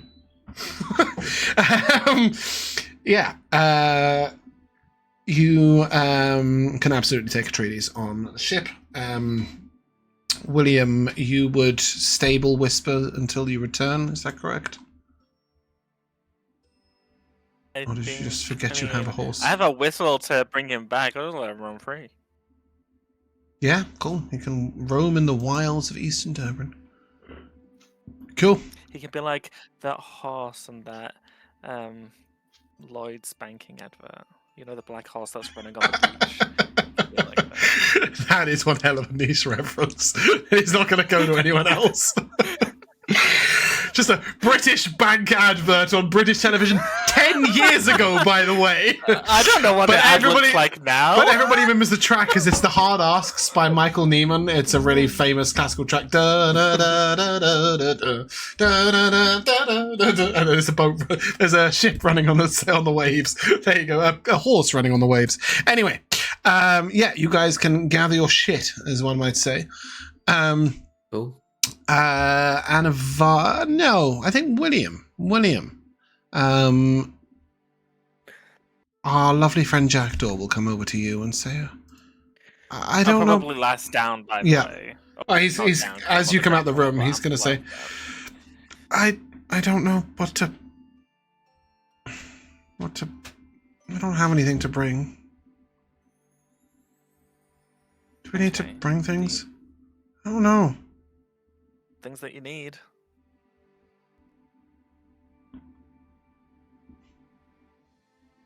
Big Smoke can go with the cottage and be looked after by Osprey if you would like. Big who? Big Smoke. Do you have a horse, Dinari? Oh, I have a horse. Oh, you do. You do. No, I know you do. I've forgotten that Big Smoke. I forgot Dinari had a horse. Yeah, those two can be looked after by Osprey or stabled in Durbin for the duration. It's up to you. But either way, they'll be fine. Jackdaw will say, I've not been on a proper journey. You what, sorry? I've not been on a proper journey. Okay. I brought some sweets. Okay. All you need to go on a venture is a way to have shelter if you're not in a town, food if you're not in a town, and water. What won't the And a way boat to be shelter? Yeah. So you don't Okay. need to bring a Okay, tent, for I didn't bring a example, if tent. you're gonna be staying on a boat. Hmm. You don't need to bring food because we'll have food on the ship, and we all are capable of defending ourselves, so you don't necessarily need something to defend yourself here. But I've got it. But you've got it. Okay. I'm nervous. Why? Oh no. It's new. It's It deadly. is new.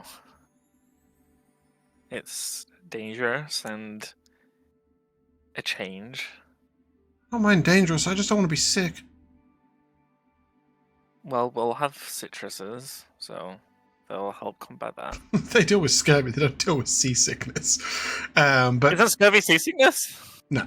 No. But Josh has been lied to all his life. Literally, what is scurvy? Vitamin C deficiency. Yeah, vitamin C deficiency, mate. Which causes scurvy. Death. which is no, Yeah, death scurvy eventually. causes death. Yeah. It's Yeah, because well, they we've didn't have got- fruit or we've got- juice or stuff like that. We've got Alright, oranges well, for we've that. got paracetamol and Tums and stuff. On the We've got Sadicus. He said he had a cure for seasickness. He says, oh, okay. Okay. All right, then I'm ready. Sort of nods, and he'll go over and say goodbye to Robert and to Emily. Osprey is going to come and see you guys off at the dock. But the rest will stay back at the cottage. Are we ready to go? Okay. As you get down into Durban, you pass through the city gate. You begin to head down to the docks. Weary. Yeah. A young man about 15, 16 years old approaches you in the street. He's wearing, he's barefoot. He's wearing sort of short trousers that stop just below the knee. It's very clear that he's in sort of sailor's ship's boy outfit. And he looks up to you and he says, "Excuse me, mister, are you Captain Vivian?" Yes. I'm sorry. And he raises a hand and then runs away. And you are surrounded, the group of you. You see 15 or 20 men with large clubs, savage-looking daggers, wearing silk shirts, wide pants. And they move over towards you. Well. Looks like we found him. You own a pirate ship, and we want it back. As you look around, it is clear you are vastly outnumbered. You see, conjuring at the back, a wizard. And as he puts sound down, you are all lit with fairy fire. And as everything moves in, Jackdaw disappears. And you'll hear a nice little voice. Excuse me. You weren't thinking of killing my captain, were you?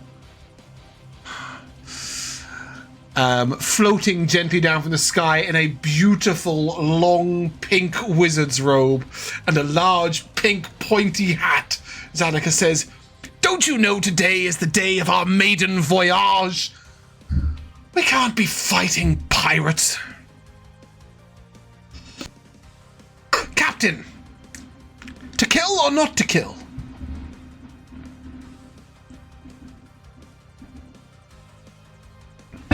That is the question. Did you say fuck him? Yeah. Wonderful. Young man, come here. Stop trying to hide.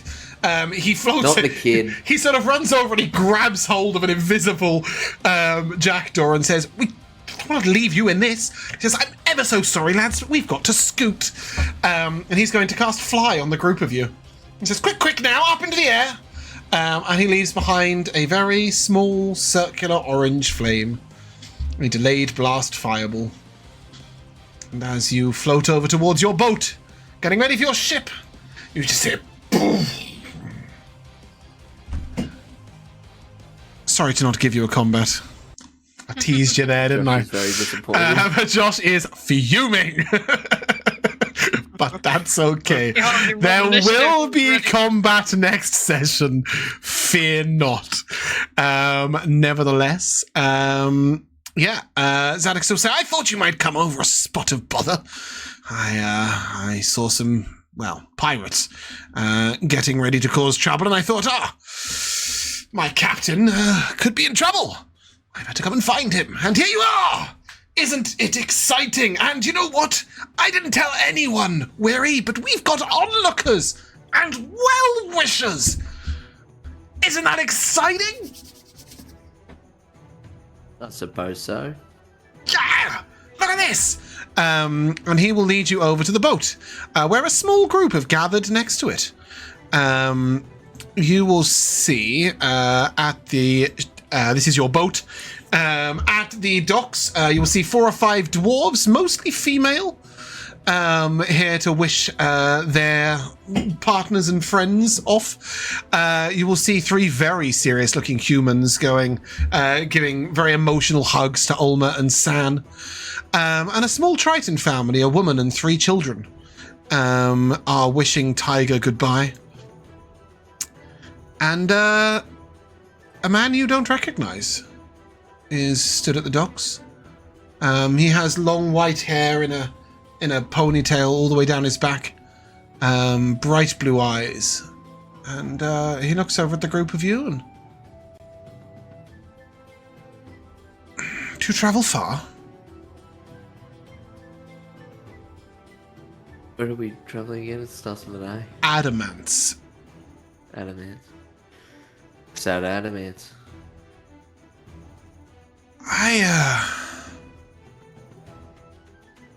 I don't suppose you're taking passengers, are you? We do if they pay. 100 gold pieces?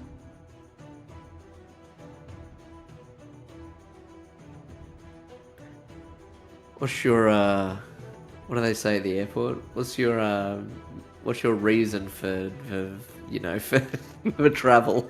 I'm fleeing a magical assassin, and that guy is probably going to keep me safe. And he points to Zadicus. Very true. Sounds like a companion. Welcome aboard. Thank you. Appreciate it. Mr. Mr. A. You can call me Mr. A. Mr. A. Goodbye, Mr. I knew you were going to do that. You promised you would love us, but you knew too much. Regardless, he will say, we'll keep it simple, if we may. We can. I can look after my own quarters, if I can have a space below deck. There won't be much room, but we'll find you some. 3 by 3 foot circle will do. There'll definitely be space. Great. Probably a barrel of that size. I look forward to it. As you guys begin to go up the gangplank, a young man, clearly a courier for the Couriers Guild, comes over and says, Mr. Hale?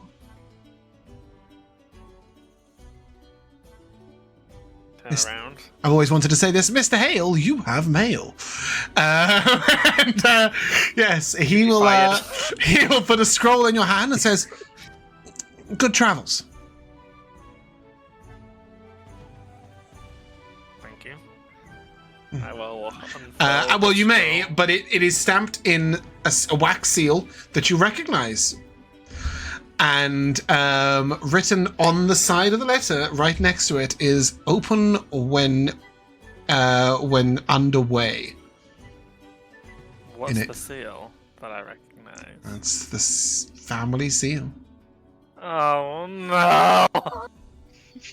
Oh, somebody's got a letter from Bubby.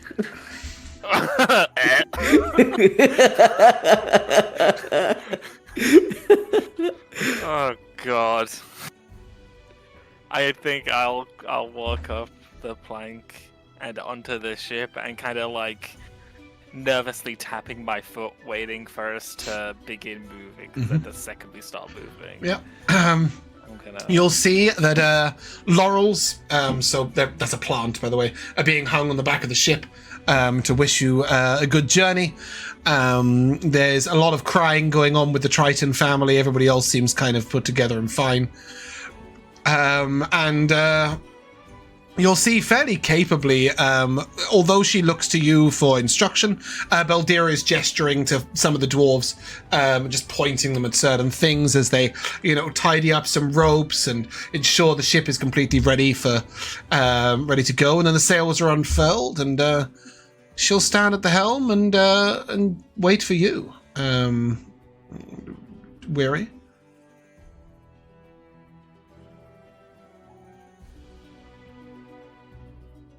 Everyone aboard?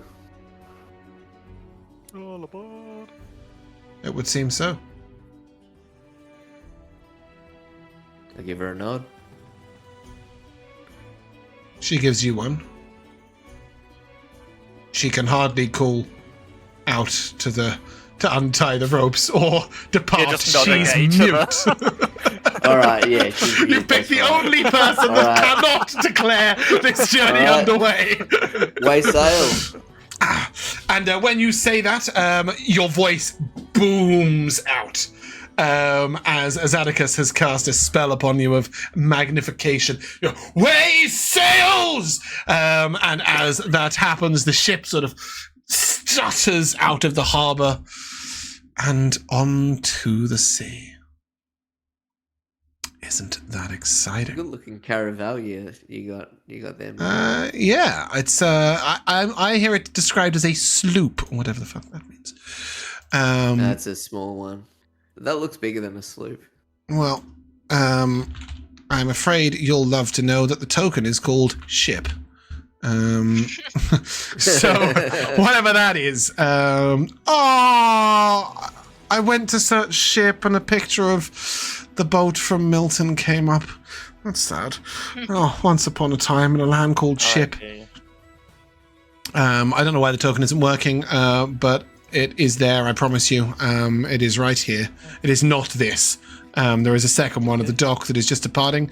You would expect the journey to take about 4 days to Adamance. As soon as you're underway, Zadicus will cast a spell upon the ship that will prevent seasickness for all of you. He begins to he stands out in front of the figurehead, at the very prow of the boat, looking down over the figurehead, and is just sort of talking out loud. He's like, "Isn't this wonderful? Isn't this amazing? This is exceptional, Weary. This is something else. I have not had need of a ship for a very long time, but this is something magnificent. This is a beginning. This is the onset of the grand. This is the call to something new, something wonderful. What do you think, Mary? Is it good to fly free?" There is no response. And he sort of puts his arms out wide and he looks over to Jackdaw. "What do you think, dear boy? Is this not a wonderful feeling?" And you see Jackdaw's sort of hands riveted to the rail. He's looking quite excited. Oh, white knuckling it. Yeah, he is, but he is looking quite excited. And with that, the Merry Rose is underway. Yeah. Can I open my Bad letter? Can you open your? Letter. Yes, absolutely. Whilst everybody else is witnessing the excitement of the journey, William's found his cabin. And as he opens the letter, you will see a beautiful scroll that you recognize immediately. My mother's letterhead. My dearest boy, William. It saddens me to see that you did not deign to visit whilst in Durbin on either occasion. I hear that Senmar is nice this time of year. Nevertheless, despite your new friends, the abandonment of your mother is questionable behavior. Got some nerve. I mutter to myself. My sweet boy. Even another country is not far enough away. Perhaps you should hide your identity before you bring shame upon the family name. I have provided you the means to do so.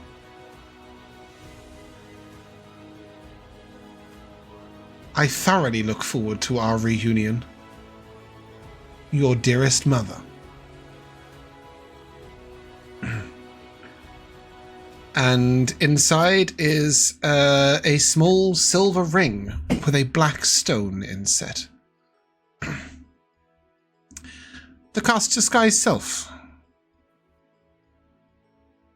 Is it attunement? No. Oh, thank God. I'd like to. I don't, of course, don't trust her in the slightest. So could I try and form some kind of like Arcana check to see if this ring is cursed or if there's anything that's on the ring, like that the ring does, that isn't disguise self? Like, is there a tracking chip on it or something like that? You know. Is there a tracking chip on it? Yes, there is. Of course there is. Now, you do not need to give me an Arcana check. You will quickly ascertain that the ring is just that. It casts disguise self. But as you sort of seek any sort of magical stuff that is missing, you will see written in a near invisible magical ink at the bottom of the letter is, "Don't worry, I'm still watching." And that's where we'll end. Come to the timeless tradition of MVPs. Oh, what a cunt. And we'll start with Captain Vivian. Jack. I really like how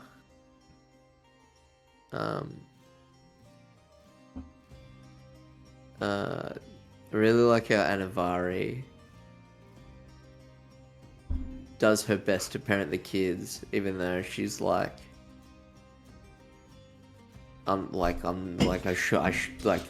got to be, like, you can feel it in her voice that she's like, God, like, I'm just doing all the wrong things and stuff like that. And it's like, it's how like a real, parent sort of feels when they're like, fuck, I'm in over my head, like, what do I do? And like, and you just do that very well, Elora. Like, you just get Anivari to show that and like so well. Is it difficult to portray a reluctant mother, Elora? To pretend like I have no idea what I'm doing? No, it's not difficult. But it really feels like it's really well done. I agree. She cares for the kids, you know what I mean? But she's also like, I don't know what the fuck I'm doing, and it's like, you know what I mean? Like, it's just, yeah, that I think that was shown today, and yeah, and it's one of my favorite parts of the recent sort of sessions that like we play in this campaign.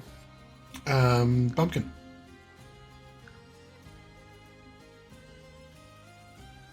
I appreciate Jack's initiative to squeeze in a little moment.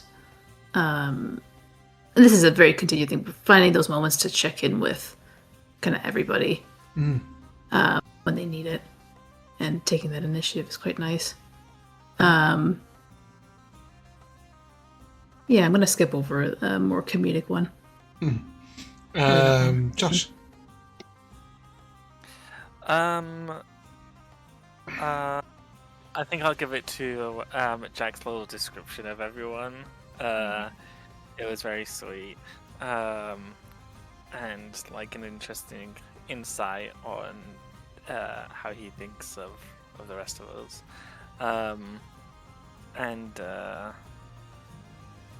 Yeah, I also really liked the roleplay with Jack and Bumpkin. I think that was also very, very sweet.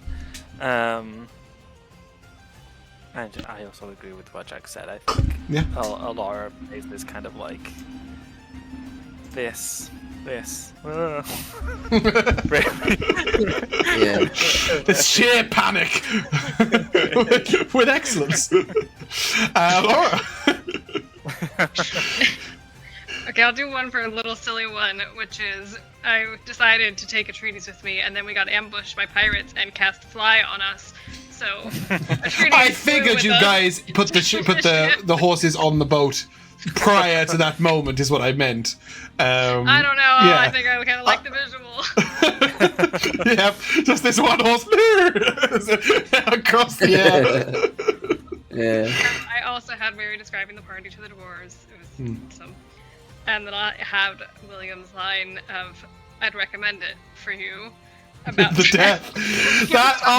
Yes, I'm glad that's somebody did the that one. vocal That sparring with him fucking so when he was good. like, "How was your trip to death?" He was like, "I'd recommend it for you."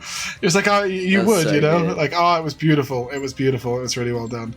William's quips this session were great. Yeah, I had a few little ones. There was a lovely moment when you asked about giving carpentry tools and mentioned that, you know, you didn't want to provide a murder weapon, and Anivari said, you know, but there are other tools at the monastery. And then Jack, you said specifically, like a rock, she said. And Jack, you said specifically, yeah, but you can't take a chisel away from a kid if it's part of their carpentry tools, but you can take away a rock. And then Elora decided to present to them as their gift a rock that was sentimental in ascending stone. And that just absolutely had me losing it. Very She funny. gave them a sentimental rock to kill people with. I really liked the moment with Weary and Erin when she gave you the letter and you were like, "Fuck the nun, we're coming back," which was really cute. Yeah, I think it was really nice to see. I mean, for me, when you put children in a campaign, it is to signify emotion, right? When we're in a campaign that's going to move around, or maybe things are going to go wrong, you know, when you can do Strahd, unless you really want to pull on heartstrings, you kind of skip over kids, right? In the world, you kind of assume they're all fine and dandy and nobody ever gets hurt and it's great. As soon as you want to do heartstrings, you know, that's when we get children involved. And I think you've all done a brilliant job of interacting with children NPCs on a continued basis, ignoring Jackdaw, who's a bit of a problem.